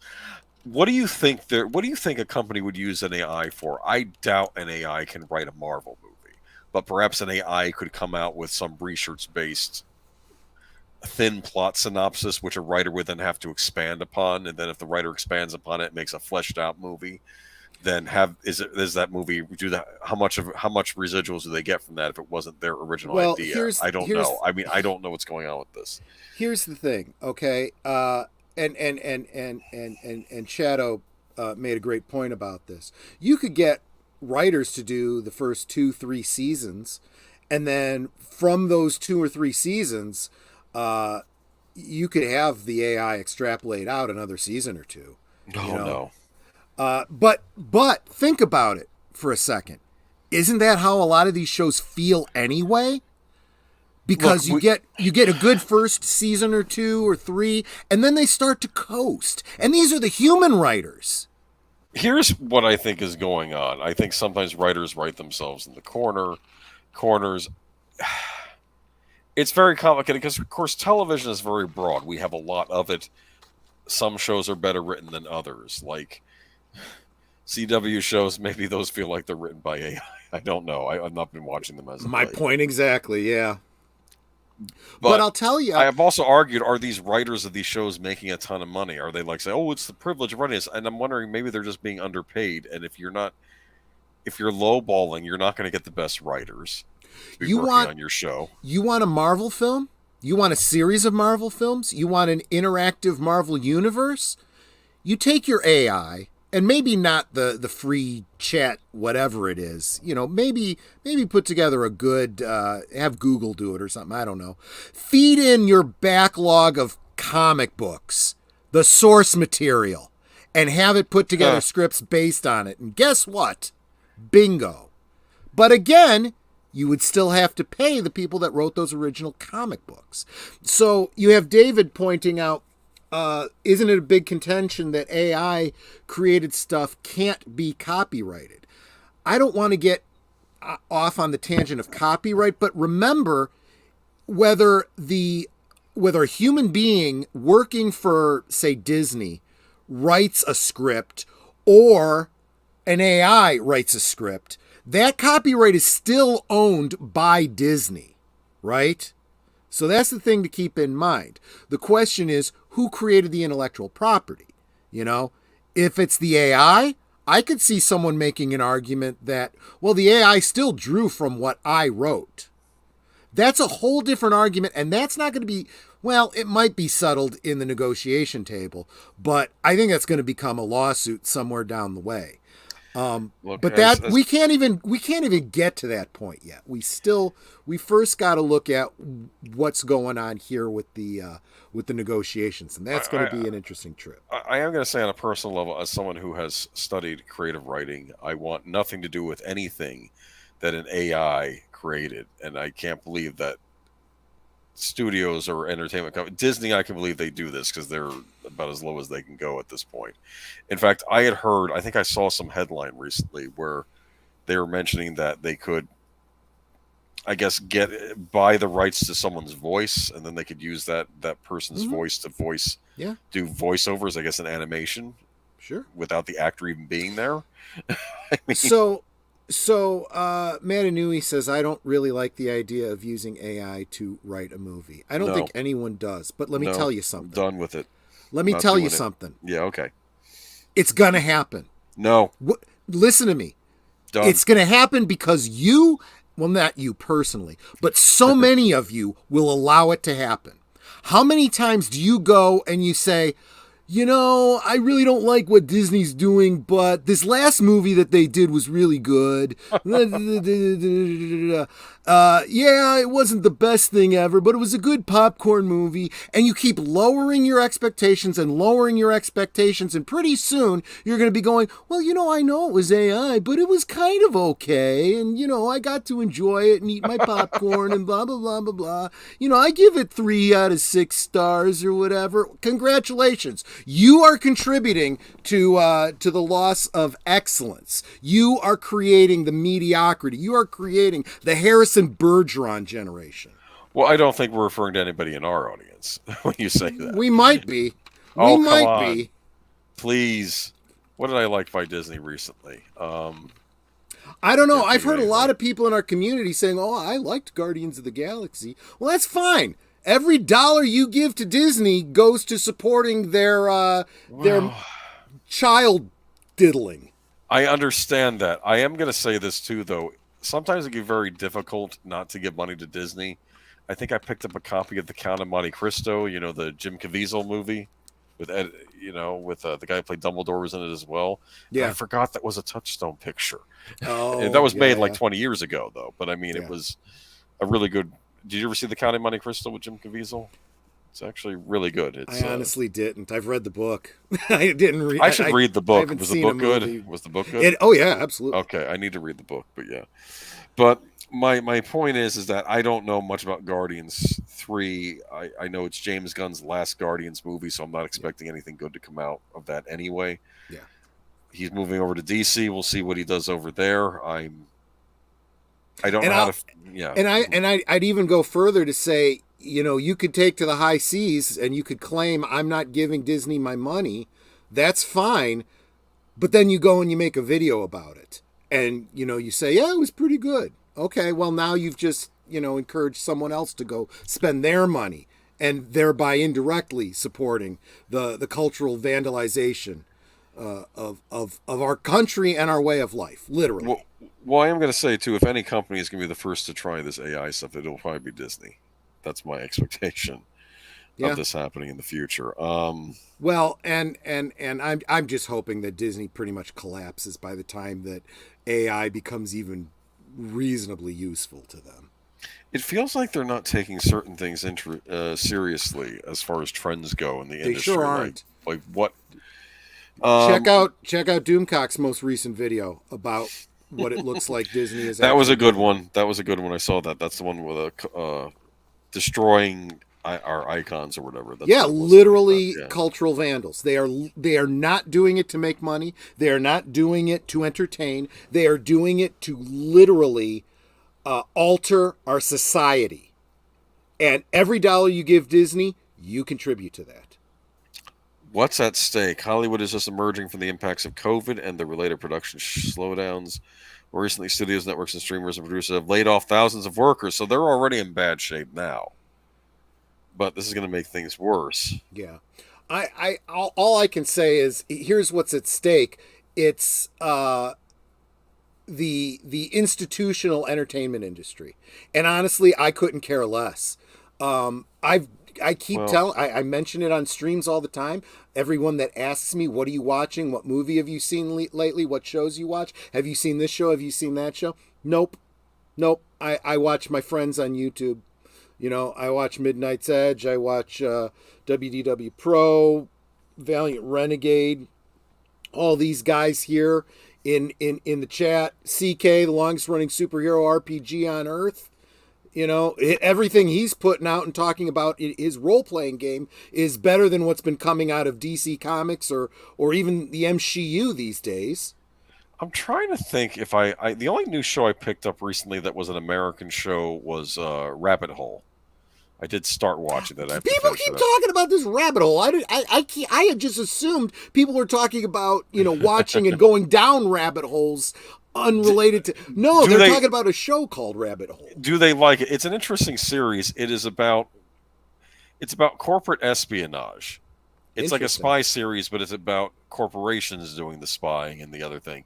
And it starts out with Kiefer Sutherland, and he's a corporate espionage guy, but he's just doing it for money. And then he gets involved in a scheme. He finds out someone running another another corporation, and I don't even know if he knows who it is, but basically this person is trying to figure out a way to destroy the United States, or unravel the United States Yeah. with his on his corporate side, and it's like he's trying to Shocking. stop that from. I know it's not shocking. I understand Shocking. that, but How it's could they have come up with such an idea? It's an interesting premise for a show, though. It's got the actor who played Tywin Lannister in it too. He's in it, and it's. But what TV shows will be affected? Do you want to know what shows will be affected? Probably Go for Rabbit it. Hole. I'm sure that may not make it to a second season. Hopefully, they wrap it up with the season they have on there. Late night shows. Well, if they don't, you can always ask Chat GPT. How it would write a last episode for Oh it. no, I'll do that. Okay. Actually, what show did I like that got canceled? I should see. How would you have continued the show that got canceled in the last writer's strike, the Bionic Woman series that didn't finish because of the writer's strike? Remember Just that? go back and watch the original Bionic Woman. See how that went. The redo was interesting though because it was being done by the Battlestar Galactica people. I remember that, so I was going. Cameron Pasha worked on it too. Oh yeah, that's interesting. Oh yeah, that's interesting. Okay, cool. And Katie Sackhoff was interesting because she was I guess she was like the. I guess like the $7 million man or the first Bionic Woman who went rogue, Right. But right. Anyway, which was basically taking from there was a storyline in the original $6 Million Man. The $7 million man. Yes. Right. Exactly. Yes. So that's interesting. What TV shows would be affected? This was going to be affected by the writer's strike. Late night shows were the first hit. The Late Night Show with Stephen Colbert, Jimmy Kimmel Live, and The Tonight Show starring Jimmy Fallon all went dark on Tuesday, given their nightly schedules and topical was nature. Lost. During the 2007-8 strike, the Late Night Talkers began airing reruns on day one. Late Night Show with Seth Meyers. Oh, man. Yep. Saturday Night Live has also gone dark. The Pete Davidson hosted Nothing show. was lost. No, Pete Davidson hosted show. You don't like Pete Davidson? I don't even know who that is.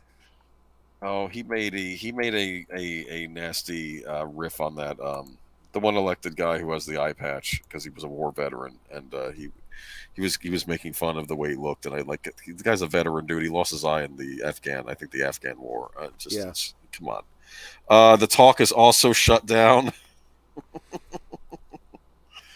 What hasn't shut down is the WWE. Our writers are not members of the guilds. He's writers? I thought that was reality TV. So there is no effect on us whatsoever. Of course, we are supportive of the writers and the members of the guild and their effect. So the wrestling will continue.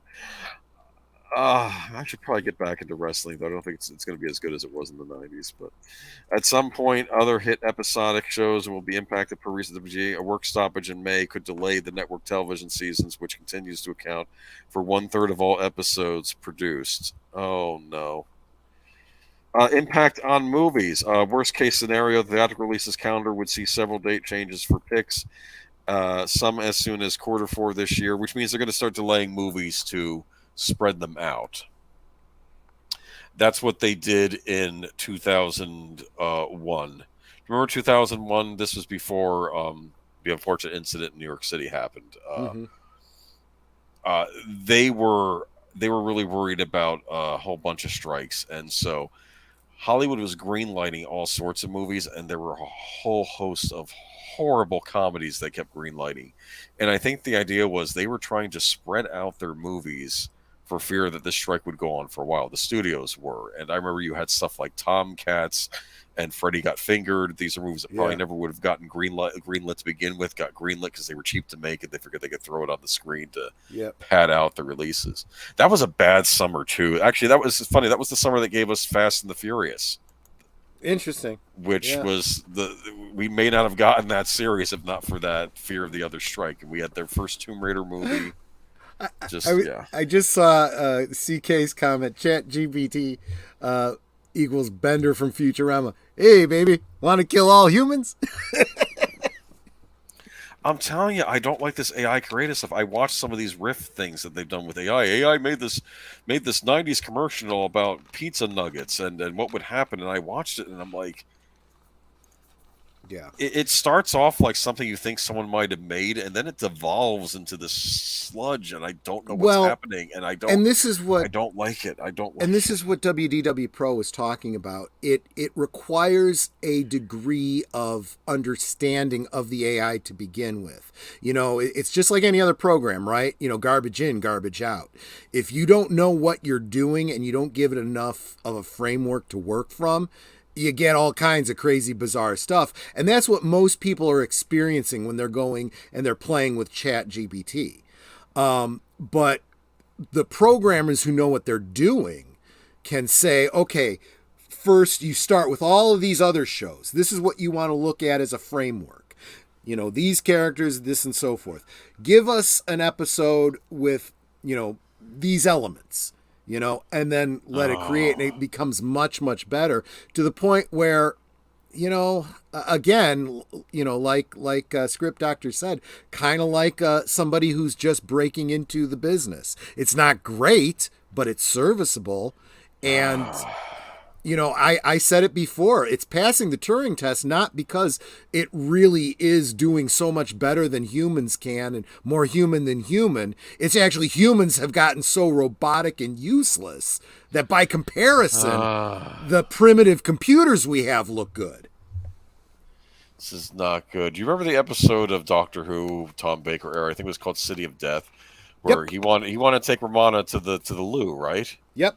And she's like, "What's the point of this? In Gallifrey, we have computers paint our pictures." Yeah. Does she say that? Like they have paintings on Gallifrey, but they have machines do it for them. And it's like I was horrified by that idea. I'm like, wait a minute, what? Yep. And now, okay. Well, so and see, even with that kind of artwork, Shadiversity, was it Shadiversity? Yeah, I think it was Shadiversity that was doing some work with making castles with AI, and I'm forgetting this other young artist who does all kinds of different artwork.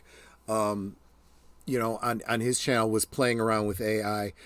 It's never perfect, but it comes up with some great ideas. And if you are an artist, you can use it as the groundwork and then go in and digitally touch up the goofiness and stuff like that. But, you want to get really scary?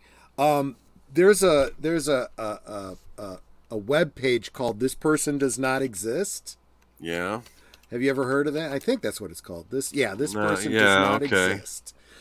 You go to "This Person Does Not Exist" and it creates a human face that looks like a real person, but it's an AI generated image. It is scary. And now I see they're putting a watermark at the bottom that says "This person does not exist," because I suspect people were just using this to generate people for bots for social media. Well, that's all right. You can just digitally remove the signature or the watermark. Take it back You to your could. D&D article, the D&D. Okay, looks like one upcoming feature that is safeguarding itself from lengthy WGA strike is James Gunn's Superman Legacy, which is planning an early 2024 start for July 11th, 2025 theatrical release. I guess they're going to be racing past the Directors Guild and also the SAG strikes that could end up happening. Because if the writers are upset, the actors and the directors are also going to be chiming in on this. Let's face facts. There's been no studio that's been worse directors, in my opinion, than Disney. They have interfered with directors' visions on a lot of these Marvel pictures because those things are producer-driven. Yep. You want to share that picture? No, I don't know if I want to. What is this thing? That person does not exist. Nope, that's my girlfriend, Chris Listle. She lives in Canada. It's long distance. Yeah. And the reason I share this particular one is because she's wearing a goofy hat. That's probably not a real hat. It's probably a construction. I bought her that hat for Christmas. Okay. I mean, at least part of what was inspiring this probably was someone at a graduation or something like that, and the hat got all shungad or whatnot. What's really funny is if you, in fact, I could do this real time. If you reconstruct it, got a little kid there. What's really weird, though, is when you get somebody's face and then you look at the background, there's this program is looking at faces and creating faces. Doesn't know what it's doing with the background. So you get all kinds of random stuff. And what's really bad is if you end up with some other person partway in this picture, you end up with nightmare fuel sometimes. Can you add your own photo to these fake people? And like I was making the joke about that's my girlfriend, and like pretend, make a whole bunch of fake Facebook pictures of you having all No, these friends. not and on this, but you could certainly Ugh. take an image you pull up and create a Photoshop with one of your pictures. The problem is it is completely random. So every time I refresh, okay, see that? The air is Yes. good. This face over here is a mess. The ear is down on the bottom jaw. It's all completely messed up. Yeah, so that's so far this kind of demonstrates why AI isn't perfect. But I knew if I hit, get that off the screen. I knew if I hit Having nightmares later. refresh Okay. enough time, yeah. How long could it last? The longest WGA striking record was 98, lasting 153 days, followed 96 strike, 146 strike, 2007, 800 days. It seems like there's even more sport for strike this summer. I think this one could go longer, but we'll see. It's just like any other negotiation. It's what is the will of each side and how long are they willing to hold out, All right. Cut and paste the next article. I just want to read some quotes from it. It won't take long. Okay. Hollywood writers go on strike after contract negotiations fail. Yeah. We knew this was probably going to happen, though, because people want money. Yes, they do. And so I'll admit some of the writers' demands in here. I think someone made a point that one of the demands was having 6 screenwriters per project, and I'm like, well, that doesn't make any sense. You have as many or as little screenwriters as you need per TV show. Yeah. Don't have some weird stipulation. That I don't agree with, but I don't know. And the other thing too is you could have an AI write a show. You're at least at this point, you're still going to need at least one person serving as an editor, going, yeah, no, this doesn't work. We'll fix that, and whatever, and but you're going to have to pay that person. But I think the days of these big writers teams are done, and I think no, that's a good thing. That is a good thing. Because think about it. We have had these committees of writers creating these DIE bullshit. Yes, but before all this woke stuff, you had some great teams. In fact, I think I felt bad for Walter Mosley. He got fired from that Star Trek team because he was relating an incident that happened to him because he was black. Yeah. Someone used a word. He wasn't saying you used that word. It was, and they kicked him off the team. And he was an experienced television writer. Yep. Which they probably got rid of the best writer on that show because I have a suspicion that some of the stuff I liked about season 1 was probably done by him. Yeah. And then they get rid of him. It's. Well, and that's fine because I think we're going to see a much bigger culling now, and I think it's going to be from the people that aren't producing. Hopefully. Anyway, I did want to give some people their due. Okay, the writers in the union are particularly frustrated that streaming era shows run at fewer episodes than their broadcast counterparts, making it tough to maintain consistent income because they're making fewer episodes for these streaming series. In addition, residual fees, money paid when a show is put into syndication or aired overseas, have all but disappeared as more content is hosted exclusively on streaming platforms. Yeah. Well, even look at a lot of these Disney shows. They're not even coming to DVD. Like Mandalorian has yet to have a DVD release. Neither has She-Hulk. Yeah. It should probably stay that way. But, Right. In an interview with NBC Nightly News, Raphael Bob Waksberg, the creator of Netflix animated series BoJack Horseman, explained the writer's demands in stark terms. We want more money, he said. We want more money to make a basic living doing what we love. I think we're getting to the point where it's going to be that the only people who can afford to try to start a career in television or movies are going to be people who are independently wealthy already, which I don't think is good for television or movies. I don't think we want that, Bob Waksberg said. So, he has a point. I mean, I don't know. This is... Well, and here's another aspect I don't think enough people are looking at. You got writers... And it's not going to just be writers because after the writers, it's going to be the actors. It's going to be the producers. Yep. It's going to be the directors. It's going to be everybody. Okay. Everyone wants a bigger cut, right? But they want a bigger cut of a shrinking pie. what needs to happen is Hollywood needs to start, and of course when I say Hollywood, I mean the entire entertainment industry, needs to start getting more profitable. This whole streaming thing is a boondoggle. Start putting out your stuff on DVD and selling that stuff. Oh, you don't want to pay the residuals on that? Too damn bad. Yeah, just like Goodfellas. Fuck you, pay me. There is a wonderful, if you ever get a chance, everybody, Harlan Ellison, great science fiction writer. He wrote episodes of Star Trek. He was a creative consultant on Babylon 5. Yup. He had a rant video on YouTube. I don't know if it's still there when he had his channel. It's basically called "Pay the Writer." Harlan Ellison, pay the writer. And he goes on this rant like when someone called him up about we want to share your interview that you gave on Babylon 5 on our DVD when it comes out. Right. And he says, "Oh, that's fine. Yeah, you can do that, and you just have to pay me." And she's like, "Well, what? You just have to pay me?" "Oh, but this other creative, because they're not getting paid." Is that, well, everybody else is an asshole, but I have to be one too. You know, it's like he says, "Pay me," and he was making a point like, those other union guys, the guys that bring the equipment, they don't not get paid for anything. He's basically saying, you as the writer, you have to get paid. Yeah, and he was just getting furious, right. and he's saying, the DVD will come out. Can you send me a copy? Well, you can go to a store and pick it up. It's like they will not do anything for you.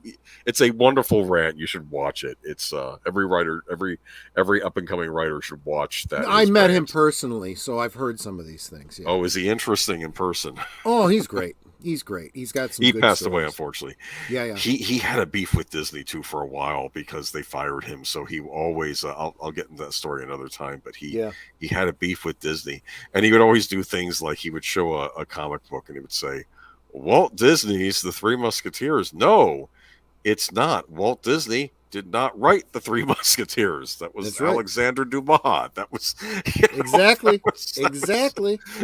And if you think about it for a while, I mean, even before modern Disney has been trying to put their name on everything. Yep. Anyway. And again, I do get that Disney created their own version of something. Right. Like The Little Mermaid. Okay, The Little Mermaid is not, the Hans Christian Andersen or whatever, but it's certainly inspired by it. But they have a certain branding on it. You could say the same thing about Universal with Dracula, Bela Lugosi, okay? It's obviously directly inspired by, it's an interpretation of Bram Stoker's book, but it's stylized in a very different way, and it's got elements that are very different. That is their, Dracula. But, yeah. No, I understand exactly what he's saying, and I agree. Ironically, though, when Walt Disney was originally going to do his version of The Little Mermaid, it never got made while he was alive, but it was actually going to be closer to the Anderson story. But all right, let's get into now I need your guidance on what order you want to go in on these. Okay, so first order is Microsoft Xbox Series XS sales declined 30% 2 years after launch. Okay. I have been mulling around talking about the Xbox for like the past month. Mm-hmm. Because I do not own a Series X set. I own their last-gen console. I came very close to getting their new console. Mm-hmm. I'd even ordered it from Walmart. Luckily, unlike your toy company, Walmart will allow you to cancel an order at least 30 minutes after you place it. So I was able to cancel it. Because that's $500, $499.99. And I was like, just wait, you because you're going to have to buy memory for this thing, which is going to be another $400. And just hold off for now. It's not like you have any Xbox Series X exclusive games that you really need that console for yet. So just wait. Mm-hmm. And now I'm hearing that people are having buyer's remorse on this console. So let me go ahead and something's gone wrong in the world of the Xbox.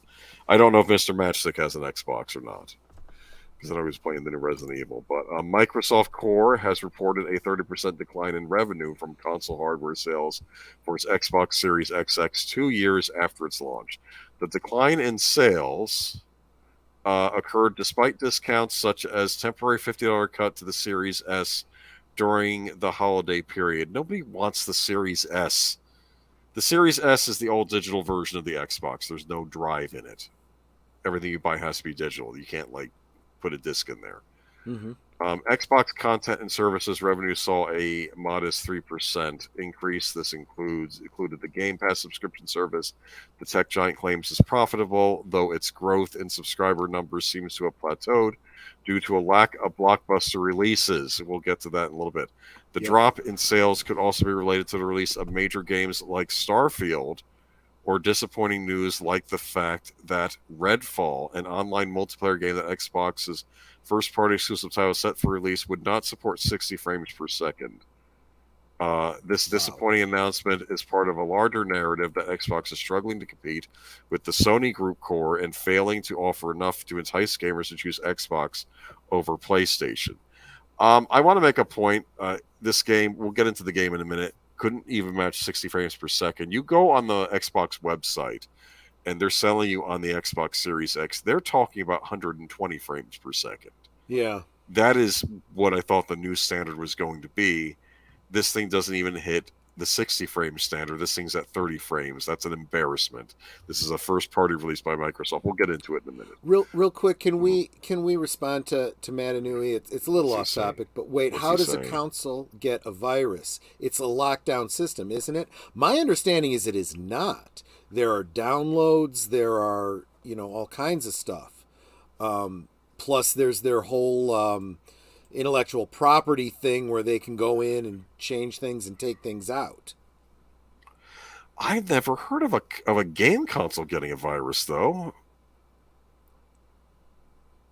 I guess theoretically it could, right? Anything can get a virus. Your tablet can get a virus, right? Anything that reaches out to the internet that the company can download stuff to and take stuff away and edit can theoretically end up with a virus. Absolutely. That would be funny if someone put something with a virus on it on the Xbox store. You say something like that and then it happens and then they start looking at, well, actually that could get you a lot of clicks on your channel, so maybe it's not such a bad thing. I'm not saying it should happen or that I'm involved. I just said it would be interesting if that happened, because I think Microsoft right now is acting so incompetent on this that I could see that happening. What I've seen from hackers and people like that is they try to take down digital storefronts, or so your game console can't go online. This has happened with the PlayStation a lot. At least it did years ago. He's saying that you had said people were getting virus reports. Oh, did I say that? Hold on. Oh, I said that. The words came out of my mouth. Oh, they're your words, man. I don't know. Did I say that? Where did I say that? I don't know. I don't remember saying that, but okay, whatever. He may have misspoken, Matanui, but in theory, yes, it's possible. Okay, so massive returns are within possible for this market for a limited time. Get access to. Okay, no wait, that's the advertisement of the newspaper. Okay, the struggle is reflected in the sales figures, with PlayStation 5 continuing to outsell Xbox Series X, Xbox Series consoles. PS5 sales in March were up to 5 times compared to the same period last year. Meanwhile, Nintendo's ADRs. I am going to say something about PlayStation with the title of their systems. At least they keep it simple. They just add numbers on. Yeah. It's the PlayStation 2, the PlayStation 3, the PlayStation 5. Microsoft, meanwhile, does something like it's Xbox One, it's Xbox One S, Xbox One X, Xbox Series S, Xbox Series X. I'm confused all over the place. I wonder if that's intentional. They want you to maybe buy an older version that is... No, because they don't manufacture them anymore. Oh. Okay. They don't manufacture. I would have gotten an X a while back, but I expected, I figured, well, they're going to discount the Xbox. Well, then what does it matter what they call it? Just go into the store and say, I want to get an Xbox. I want the new Xbox. I'm just saying the title is confusing. Okay. You know what Nintendo called the follow-up to the Wii? They called it the Wii U, and nobody understood that it was an actual new system. Some people thought it was like an add-on. That system flopped horribly. It flopped horribly. God. This is why when Nintendo, whenever they come out with a system now, I think they're just going to call things, give it a new name. Well, I think the follow-up to that should have been Wii U, Wii U, Wii U. Nintendo Switch saw an 18% decline sales year over year after Xbox Series X were down 10%. Yes, but I expect the Switch sales to be down because it's an old console at this point. It came out like 5 years ago. Its sales are going to go down. People who wanted one probably already own one. Their Yeah. software is still doing well. Microsoft can't say this. Nintendo has a new Zelda game coming out at the end of the week, and people are very excited. And I'm seeing that advertised in Best Buy, and then I look down at the Xbox page, and they're screaming about Redfall, saying, "Hey, Redfall's coming out. It's out for your Xbox One, and it's a disaster." Let's get into Redfall. Do the next article. Redfall review good enough for the game for Game Pass. That's kind of Uh, insulting, actually. That's from Engadget. okay, got it. Looks like Matchstick has an Xbox One. I have an Xbox One as well, an Xbox One S, because I got pissed at Sony years ago and kind of shelved my PlayStation 4 for a while. Now I'm happy that I have my PlayStation 4 Pro because I may end up turning to that for a while for games, for my gaming alternative versus the Switch. I have a Switch, though. I like the Switch a lot. What is it? Xbox One had the working name Scorpio for a while and was so much better than the test names are always better. Scorpio sounds neat. I mean, it sounds like the serial killer from Dirty Harry, but at least it's better. That's Redfall review good enough for Game Pass. Okay, do you know what Game Pass is, Troy? Isn't it one of those you will own nothing type services? Basically, yeah. Yeah. It's a subscription service you subscribe to, and you pay a nominal fee a month. And I heard originally it was actually a very fair setting. I don't know if it was $10 a month or something like that. And you can download any game that comes on there and play it for as long as you have the subscription service. So, if you stop subscribing, I guess the version you downloaded will cease to work. Brave New World and all that. But you can also purchase the actual copy of the game if you want to do that instead too. So it's not like they're exclusive to Game Pass. You can still buy copies of the game. Redfall, but here's from a review. I'm not going to read the whole thing, but I like what the writer says. Redfall is not fit for public consumption. It may not give you salmonella, but Arcane Austin's vampire-infused world is unpolished, underpopulated, and littered with glitches. People were actually shocked by this because apparently the development team of Arcane has a good reputation, so they're not understanding what went wrong here. From the jump, there are signs that the game would have benefited from another delay before launch day. That's not to say Redfall is a bad game filled with terrible ideas, but in its current form, it's difficult to see the brilliance among the bugs. So this game is a buggy mess. Redfall's entire world feels dead and not in the on-brand reanimated corpse type of way. There are long stretches of road and entire neighborhoods without enemies or points of interest, and groups of cultists and vampires are often incredibly easy to spot. Combine this with shockingly dumb enemy AI and an impressive amount of aim assist, and most basic encounters end after a spattering of bullets at little tension. There's always plenty of shinies to collect, at least. I played it on an Xbox Series S and PC and experienced numerous bugs and crashes, particularly on the Xbox version. The game is limited to 30 frames per second at launch of both the Series S and X and suffers immensely because of it, with heavy-handed motion blur barely smoothing out the judders. You can watch people playing this online, too, and it's a disaster. Playing with a gamepad on Xbox is especially jarring. Hefty aim assist mixes with a significant dead zone to create an unpleasant, weirdly imprecise shooting experience. I was able to tweak things to make it bearable, but basic gunplay in Redfall feels bad. And then there are the bugs. Prompts to talk to people or read notes often fail. Environments pop up with half-loaded textures. Frame rate drops result in stop-motion animations. Sniper rifle scopes break completely. The game fully crashes. In 15 hours of Redfall, my game crashed 3 times. Arcane says it's addressing a handful of known crash areas with the game's Day Zero patch. So hopefully these are cleaned up for prime time. You remember how we talked about the Saints Row remake or reboot? Yeah. That was a disaster. This is worse. Jeez. Let's go to the next article. Phil Spencer The Phil Spencer. takes full responsibility for Redfall's poor release. The buck stops with him, I guess. He's the head of Xbox. I mean, obviously, he's not the head of Microsoft, which owns Xbox, but he's the guy in charge of Xbox. And I think he was in charge during the glory days of the Xbox 360, which was a very popular console. I never owned one because I remember I was between the Nintendo Wii and the Xbox 360 from the next console, and I was over a friend's house, and he said, "Yeah, I got my fourth Xbox 360 in the mail today. The other ones kept dying on me." And I was like, "Oh, well, that's weird." And it's like it's weird that they all die. That goes to be a fluke. And then I go online and read about something called the Red Ring of Death. Yeah. This is where there was a manufacturing snafu that came out, and said Microsoft recalling the Xboxes. I guess it was cheaper just to wait for people to call you up and then send it off to get repaired, and then they send it back to you. And apparently, this was a consistent problem with the Xbox 360. Still the most popular console of that generation, though. But well, maybe the Wii was, but who knows if we count that. Okay, let's go to Phil Spencer. Takes full responsibility for Redfalls. I saw this. It was on Kind of Funny Games YouTube channel. I don't typically watch that channel, but this was actually a pretty good interview because they didn't come at him. They didn't seem to come at him hard. Like they came at him like we're friends, right? But in some ways, I think they got more information out of him by doing that. Let's read this. Head of Xbox Phil Spencer has addressed the significant negative response to Redfall, the co-op vampire-slaying first-person shooter that recently launched, to a number of negative reviews and player disappointment. Talking to the Kind of Funny Xcast, Spencer said that he is upset with myself and that he's going to take full responsibility for launching a game that needs to be great. While he acknowledged the disappointment that comes from a $70 game arriving in condition Redfall has, he also offers support for the game's developers, Arcane Austin, noting that he will not push against the creative aspirations of our teams. My response to that statement is no one's asking you to do that. We're asking for a game to get released that's not a buggy mess so that you can play. Exactly. This is a first-party release. Xbox now owns this company. They own Bethesda.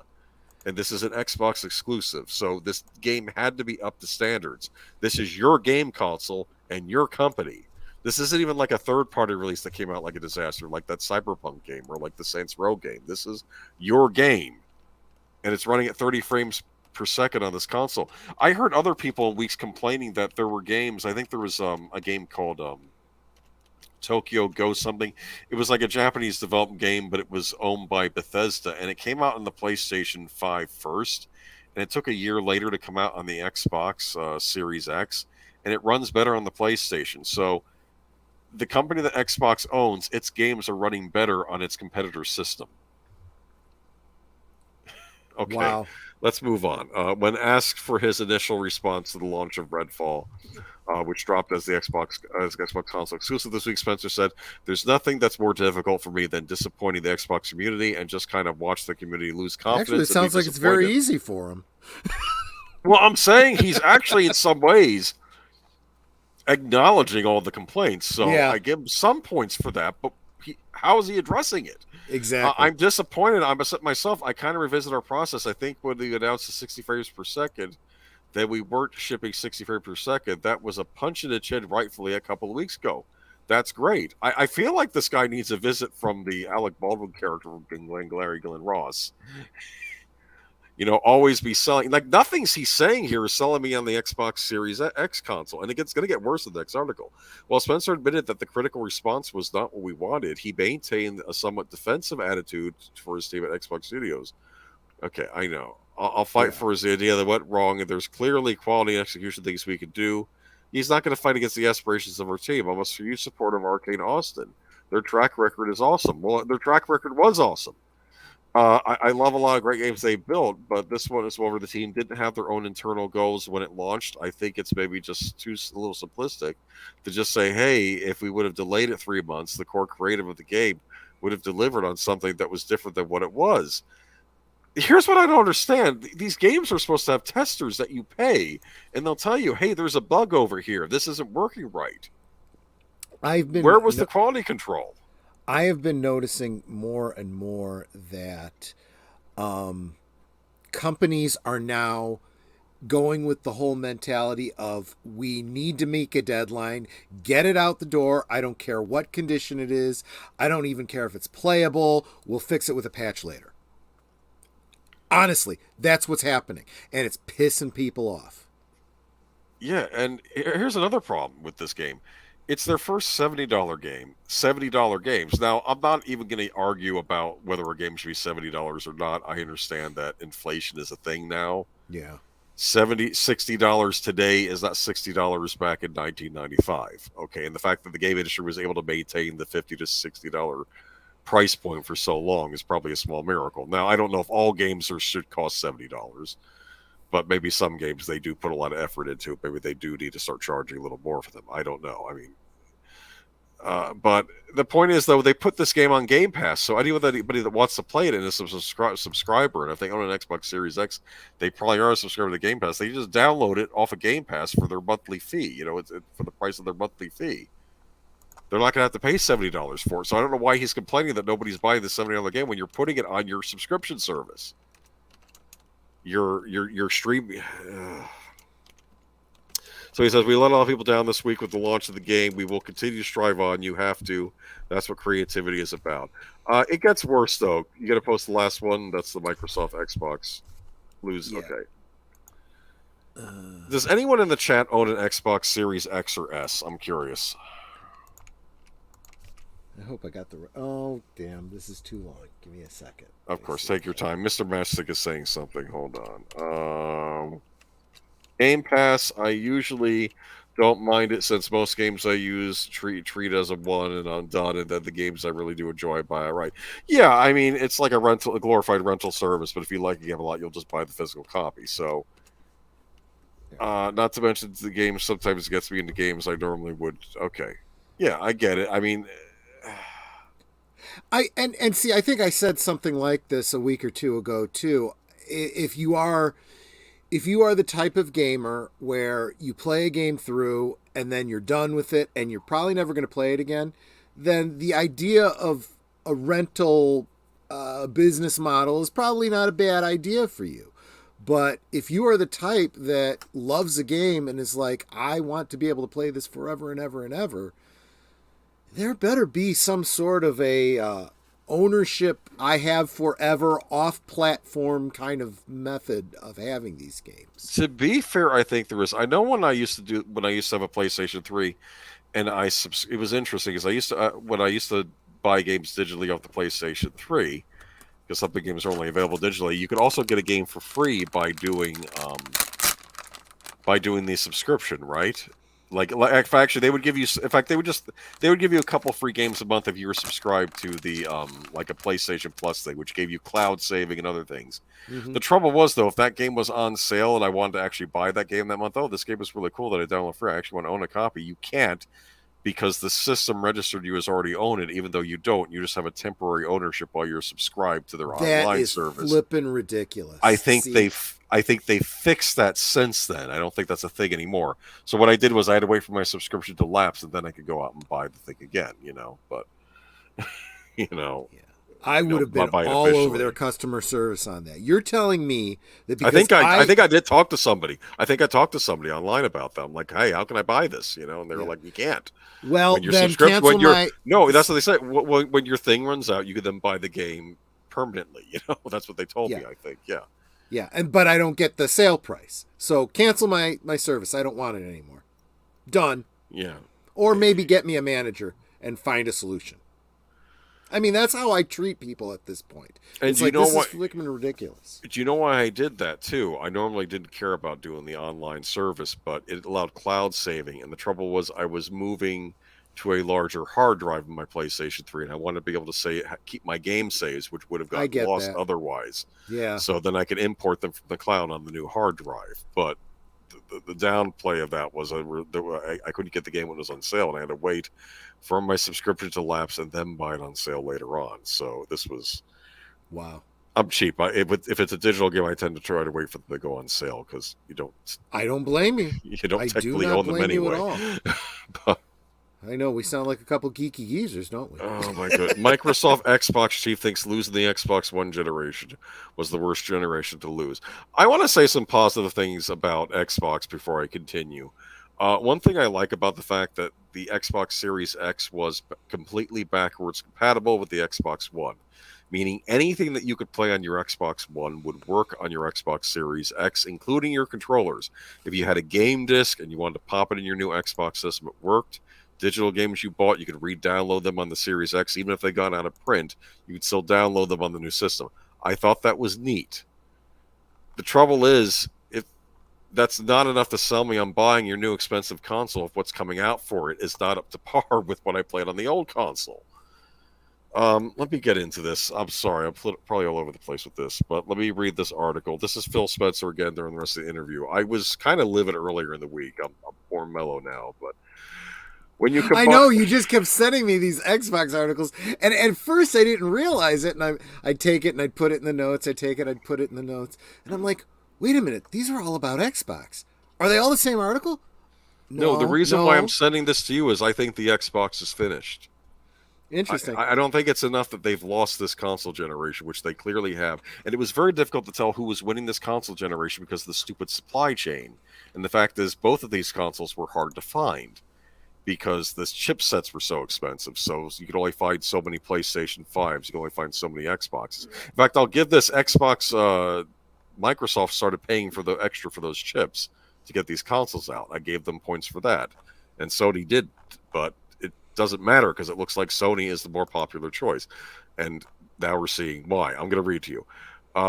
This is Phil Spencer again. When you combine all of this with a quiet year of Xbox releases in 2020, Xbox fans are wondering when Microsoft is going to deliver a slew of AAA games like we saw in the Xbox 360 generation. And this is Phil Spencer again. We're not in the business of out-consoling Sony or out-consoling Nintendo, says Xbox chief Phil Spencer in an interview with Kind of Funny Games. Spencer said something similar to The Verge in 2019 with Microsoft gaming strategy focus across Xbox, PC, cloud, mobile, and not just consoles anymore. Spencer doesn't think that just building great games is enough to win the console race anymore. I see the commentary that if you just build great games, everything will turn around. It's just not true that if we go off and build great games, all of a sudden you're going to see console share shift in some dramatic way. We lost the worst generation to lose in the Xbox One generation, where everybody built their digital library of games. We want our Xbox community to feel awesome, but this idea that if we just focus more on great games on our console, that somehow we're going to win the console race doesn't really lay into the reality of most people. There's no world where Starfield, that's their upcoming game, that's supposed to be the big hit. Starfield is an 11 out of 10, and people. So there is no world where Starfield is an 11 out of 10, and people start selling their PlayStation 5s. That's not going to happen. Maybe they're not going to sell their PlayStation 5s, but maybe they'd buy an Xbox to play your hit new game. Do you understand any of this? You are in the business of out-consoling your competition. That's what you do. You say, this is the Xbox. You get experiences here you can get nowhere else. That's why you buy our system. It's not here's our system where you can buy all the games you can buy on your PlayStation 5 that run worse, and we have no exclusives. That seems to be what the selling point is. Spencer is probably right there, but Microsoft's Microsoft's challenges with Halo Infinite and Redfall have fans worried about some of its biggest titles that are designed for Xbox fans and Xbox Game Pass. After all, when Microsoft spent $7.5 billion on Bethesda, it was all about delivering exclusive games for Xbox Game Pass. All eyes are now on Starfield, with Microsoft confirming this week that it will show off new gameplay during its Starfield Direct event on June 11th. After a controversy around a lack of 60 frames per second mode in Redfall, Spencer also says Xbox will make it clear to fans this summer about whether Starfield will have its own 60 frame per second mode on the console. What do you mean? I thought 120 frames was what we were aiming toward, and now it's questionable if this is going to be 60 frames. So what's the future of Xbox right now? The console is the core of the Xbox brand, there is no doubt, says Spencer. We stay focused on making sure that the console experience is awesome, but I know some people want to hold us up as being a better green version of what the Blue Guys do, and I'm just going to say that's not a win for Xbox by staying out of the wake of somebody else. We have to go off and do our own thing with Game Pass and the stuff to do with the xCloud. xCloud is something else. I don't know what that is. That's cloud gaming. That's probably more crap. And the way we build off our games. It's probably like Game Pass, but you play the games on the cloud as opposed to downloading a unlimited version on your console. This is just, I don't know. Does nobody care about this but me? Let me look at my chat. Well, it sounds like they're shooting themselves in the foot. I think everybody here knows that I'm a member of Retro Blasting, his Patreon, so I get some exclusive content there. And he was doing a playthrough of the original Lara Croft because he needed to get some footage for a video he's working on. And it's not the original. It's a re-release. It's a re-release. Well, Yeah, a re-release with a patch on it to kind of emulate and whatnot. Because you can't run those old games without an old legacy system. But one of the things he was saying is that he was remembering it fondly because of the great things they did, back in the day. And in the chat on Patreon, we kind of got into a little bit of this is why games were so good, because the designers had to work with the limitations that they Yes. had.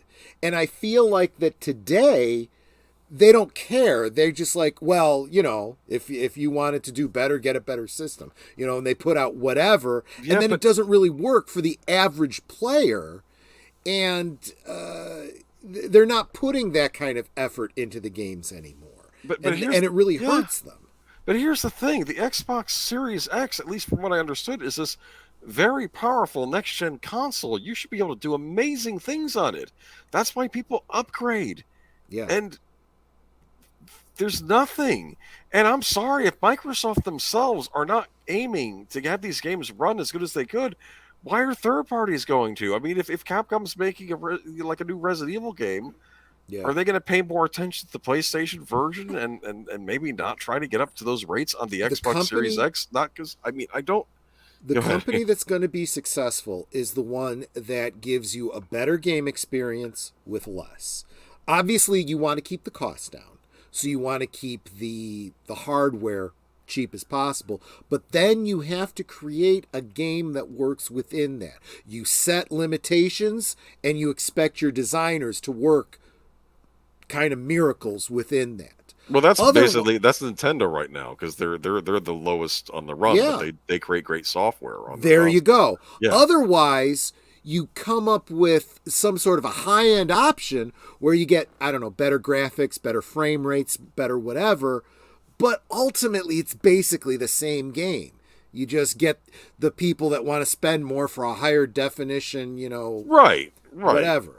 And that's what happened in the last generation. Like, you had different iterations of the consoles. Like, you had the PlayStation 4, then you had the PlayStation 4 Pro, which they played the same games, but like the PlayStation 4 Pro could up it to 4K and do other things. And I don't know about that you, your but base I console can't tell could you do. how many times I've played a game and it was like a new version of something, and I'm like, yeah, these graphics are better. Maybe it runs a little smoother. It's basically still the same game. I'm okay with the original. I mean, we had this kind of talk a little bit when we were talking about X-Wing, TIE Fighter, and whatnot. Now they've got the new one, and I'm like, yeah, those graphics are way better, but it's still the same game. I'd be happy to pull out my old system and play the old version. Well, it's funny, and sometimes they screw up re-releases too. Like, I know that he was probably. I wonder if he didn't like the re-releases of the Tomb Raider games. Maybe they didn't play quite right. I don't know. He didn't go into that too much in this particular video I saw, so I'll have to wait and see, what he says, in the full release of the video. Tom Cruise, 5th generation consoles. I don't know what generation we're on now. 5th generation was Nintendo 64, PlayStation, Sega Saturn. Then we had GameCube, 7th, 8th. Are we 9th at this point? I don't know. I just know I'm old. We're 9th at this point. Remember, I'm the Atari 2600 generation. That's like console negative 25 or something like that? Let's see, 5th generation, 6th generation, 7th. Yeah, we're 9th. This is 9th generation right now. I don't know what Atari was. Atari was either 1st or 2nd. It might have been 1st. 2600 was probably 1st generation consoles. Okay, I'm with that. Third generation is Nintendo. I'm old school, Sega people. Master System. I'm the OG console player. I'm telling you, a lot of Xbox fans, they say they're done. They're going to PC. I've heard them say that they're just going to play the games on PC. Sorry, man, I've been PC all along. I don't like PC gaming, but I'm happy with my Switch, and I can use the PlayStation 4 for the games I can't get on the Switch. I have the higher end of the PlayStation 4. I have a PlayStation 4 Pro. The Spider-Man console that's bright red with the Spider-Man symbol on it. It's rather neat. But and then there's Xbox, which I'm not spending $500 plus whatever the memory is going to cost. They did reduce the memory though, their patented memory for it, because again, I don't think people are buying these consoles, and I'm going to be curious to be seeing big discounts on this thing. And it's going to get harder as the recession. that let's face it, we're fucking in a recession. Regardless of what the institutional media wants to tell you, No, we're in a economy's doing friggin' great. recession. Yeah, right. And the point is, regardless of what you want to call it, you can put whatever label you want on it. People are feeling the squeeze, and they are not spending the money that they used to. So these companies that want to stay in business better start bringing their prices down and better start dealing the best bang for their buck. If they don't, they will suffer. Period. I'm trying to figure out when Nintendo's going to release their next console. They're going to have to, because piracy is becoming a thing now. I was going to say, it's probably going to be relatively soon. This might be the year to do it because they're riding high in the Mario movie. Yes, they are. Game. And they have a new Zelda game that just came out, so they would end the Switch on a high note. Yep. I didn't know the PS5 was backwards compatible with the PS4, so that I guess that the big selling point Microsoft had, I guess it's not so good. But I don't know. A major reason Xbox has issues is that Microsoft doesn't really have any exclusives anymore. Well, they used to have Halo. Halo was a big deal, but then they lost the studio that made it, Bungie. Bungie went elsewhere. I think Activision bought Bungie. And you can have the properties all you want, just like Disney can own the Marvel properties, but if you don't have good writers or good programmers behind what you're doing, it's LucasArts. Disney owned LucasArts and they threw them away. Yep. LucasArts was a very respected game studio. The interesting thing about LucasArts was they would license out their games to other companies. Like Nintendo would publish the Rogue Squadron games. Nintendo had exclusivity on those. Whereas like on Xbox, they had Knights of the Old Republic. That was their exclusive LucasArts game, the Knights of the Old Republic games. Yep. The original Xbox, I mean. And it was kind of neat. Depending on what system you owned, you'd get the exclusive Star Wars game, you know. But...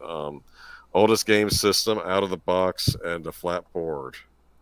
Right? That sounds like a Ouija board. Actually, Ouija board was put out, was it by Milton Bradley? Don't mess around with those. You might get a Ouija shark, right? Yeah. Yes, you'll get a Ouija Is that what shark. happens? Does somebody summon a ghost shark with a Ouija board? Yes, that is exactly. That is so Ouija stupid. shark is exactly what you think it is. The only difference is the shark is like a ghost shark that floats through the air or swims through the air or whatever. Yeah, Halo games are on PC. In fact, a lot of Sony games are on PC now, too, from what I've heard. I think The Last of Us finally came out on PC. They said it was a bad conversion, though. But Halo isn't Xbox exclusive anymore. Yeah, see, that's the thing. I don't get the impression Microsoft cares about the Xbox anymore. And if the company that owns it doesn't care, why should I? And why am I spending $500 on this thing? I don't know. I'm disappointed. I think PC's the way to go. And business is business. I don't care whether you're talking movies, TV, video games, whatever. There comes a point where people go, I can't afford to own all these different consoles. And they will go to whatever gives them the most. And what gives them the most? PC. And this is what happens, though. But the reason why this is why you need your console exclusive games, like a Redfall. If it was done well, this would be something say, hey, I have an Xbox. No, I can't play the new God of War game like on PlayStation. I can't play the new Zelda game like on Nintendo. But I have this really cool game called Redfall. And the point is, it's also to help you, if that's the only console you own, to take pride in your console that, yeah, maybe I don't have those other hits, but I have my own hits. Or instead of everybody making their own console, they can make their own game and then license it out to... Nope. Well... They've been selling Nintendo to do that for years. Nintendo will not do it. Well, Nintendo is to consoles what... well, for the longest time, Netflix was to, streaming. You need one company that has the corner on the market, but everyone else that wants to try getting into that game, unless you can surpass them, forget it. Go with PC. Yeah. And do the license thing. Yeah, and like I said, the PC, you do get a lot of selection on there. But again, there's, I guess, Windows gaming versus Steam now, which is what I thought Microsoft was trying to do. Like I wonder if the Game Pass and other things, they were trying to compete with Steam. But they must get residuals from Steam, right? Because they have to work on Windows. I don't know. I don't I know. don't know. We're getting Now to you're PC getting gaming, which way, I don't know. way further in than I am capable of even You know contemplating. what you can get on every console, though? I think is Goat Simulator. That is so much fun. I laughed so hard. We need to talk about Goat Simulator sometime. But anyway, it's getting late. I'm tired. I Yeah. was going to go on a Xbox rant, but I'm tired. Anyway, if any of you were thinking about getting an Xbox One Series X, maybe hold off. Even if you want one, they'll Oh, probably get cheap real soon. So Netter's reminding me, and I'm going to drop the link real quick. So yes, thank you. this is something that's happening in the community. Uh, those of you that know Matt Kadish, he does the Salty Nerd podcast. He's doing what you do when you are trying to make a business out of the stream. He opened up a studio, Yeah, and he invested his own money into it. Made the studio available to other YouTubers, well, podcasters, whatever, to come in and use his studio. Brilliant, and he's been robbed.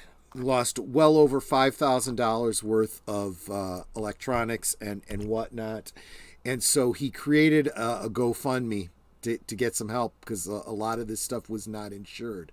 I'm going to drop the link to the GoFundMe. Netter and I donated what we were able to.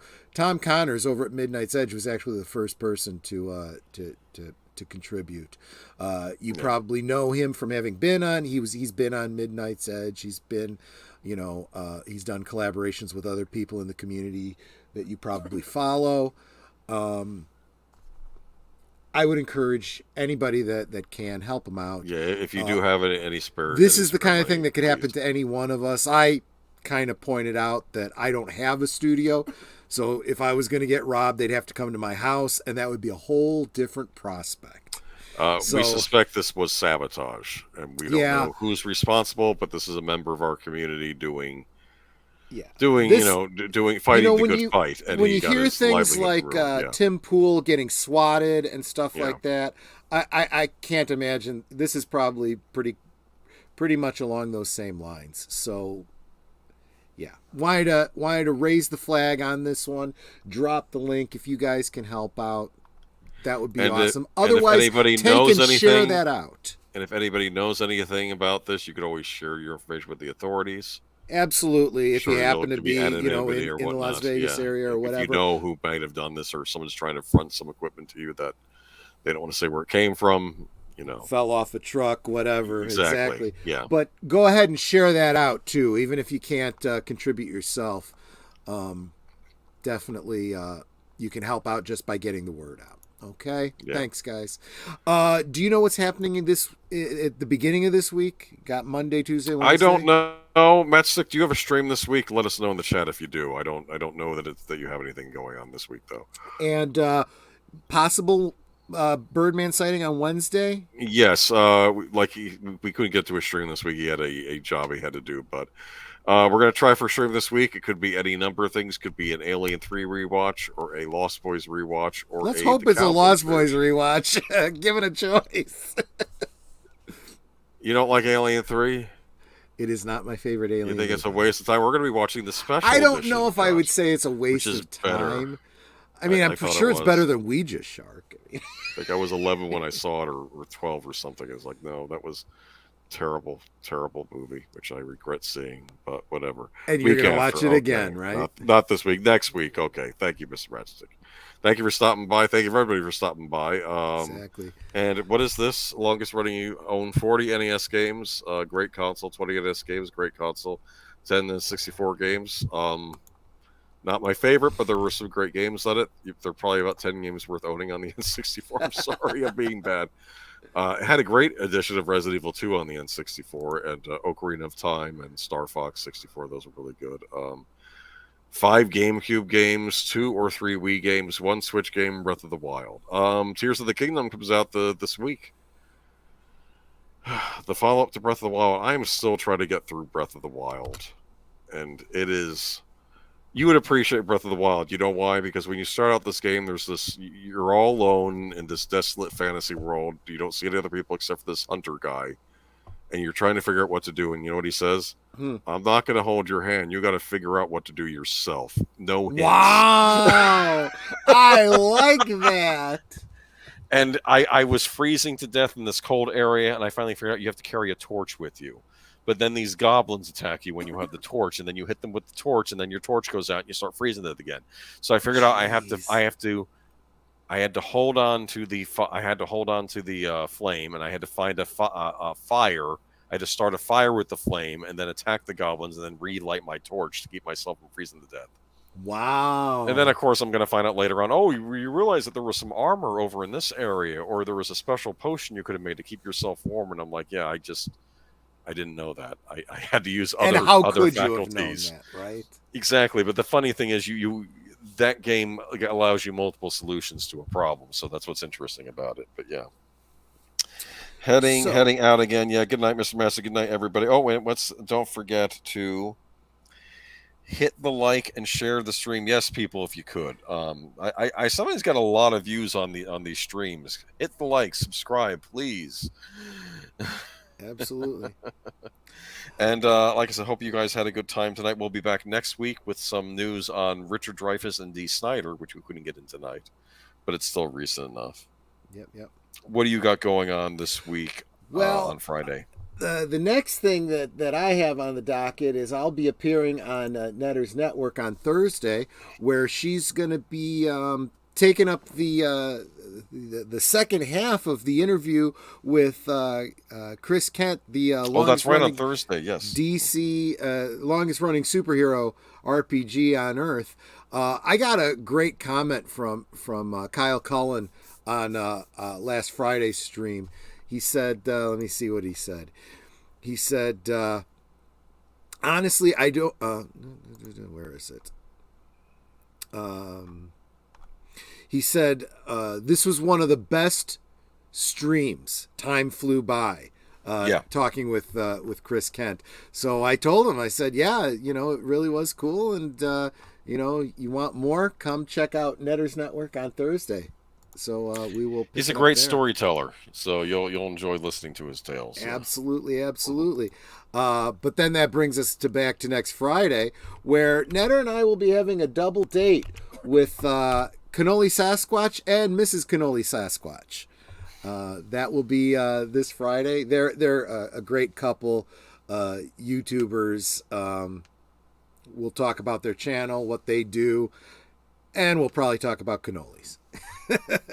So that's Will Friday. I be on the stream? Yes, you'll be on the stream. I'll be the fifth wheel. I will, yes, and I will ask Mrs. Cannoli if she has any friends looking for a date. We could try to hook you up with somebody. In Florida, though, because that's the problem. No one's in Florida because it's too expensive. It's funny because I'm finding more and more people are actually in Florida. I'll hear like a YouTuber, yeah, I live in Florida. Oh, you live near Boomer, right. Age of Boomer. Oh yeah, So maybe what you got to do is you got to get like a meetup for all the YouTubers in Florida. That's an idea. That should be a thing at some point. Yeah. But that brings you to Saturday after that, right? That brings me to Saturday, which is back on Netter's Network. We will be doing a watch party of the 2002 musical, 2002 cinematic version of Chicago. Obviously, that movie's going to have a great place in our heart because, Chicago and all that jazz. Oh, yeah. Yep. John C. Reilly, underrated singer. It's absolutely. Yes. I said to Netter, I said, you know what my icon's going to be? Mr. Cellophane. Absolutely. That's going to be a lot of fun. I love that. I love the whole soundtrack. The whole libretto. It's just awesome. It was funny because they were doing a spoof movie of them. I forgot what it was called, but it was basically a spoof movie of things like Ray.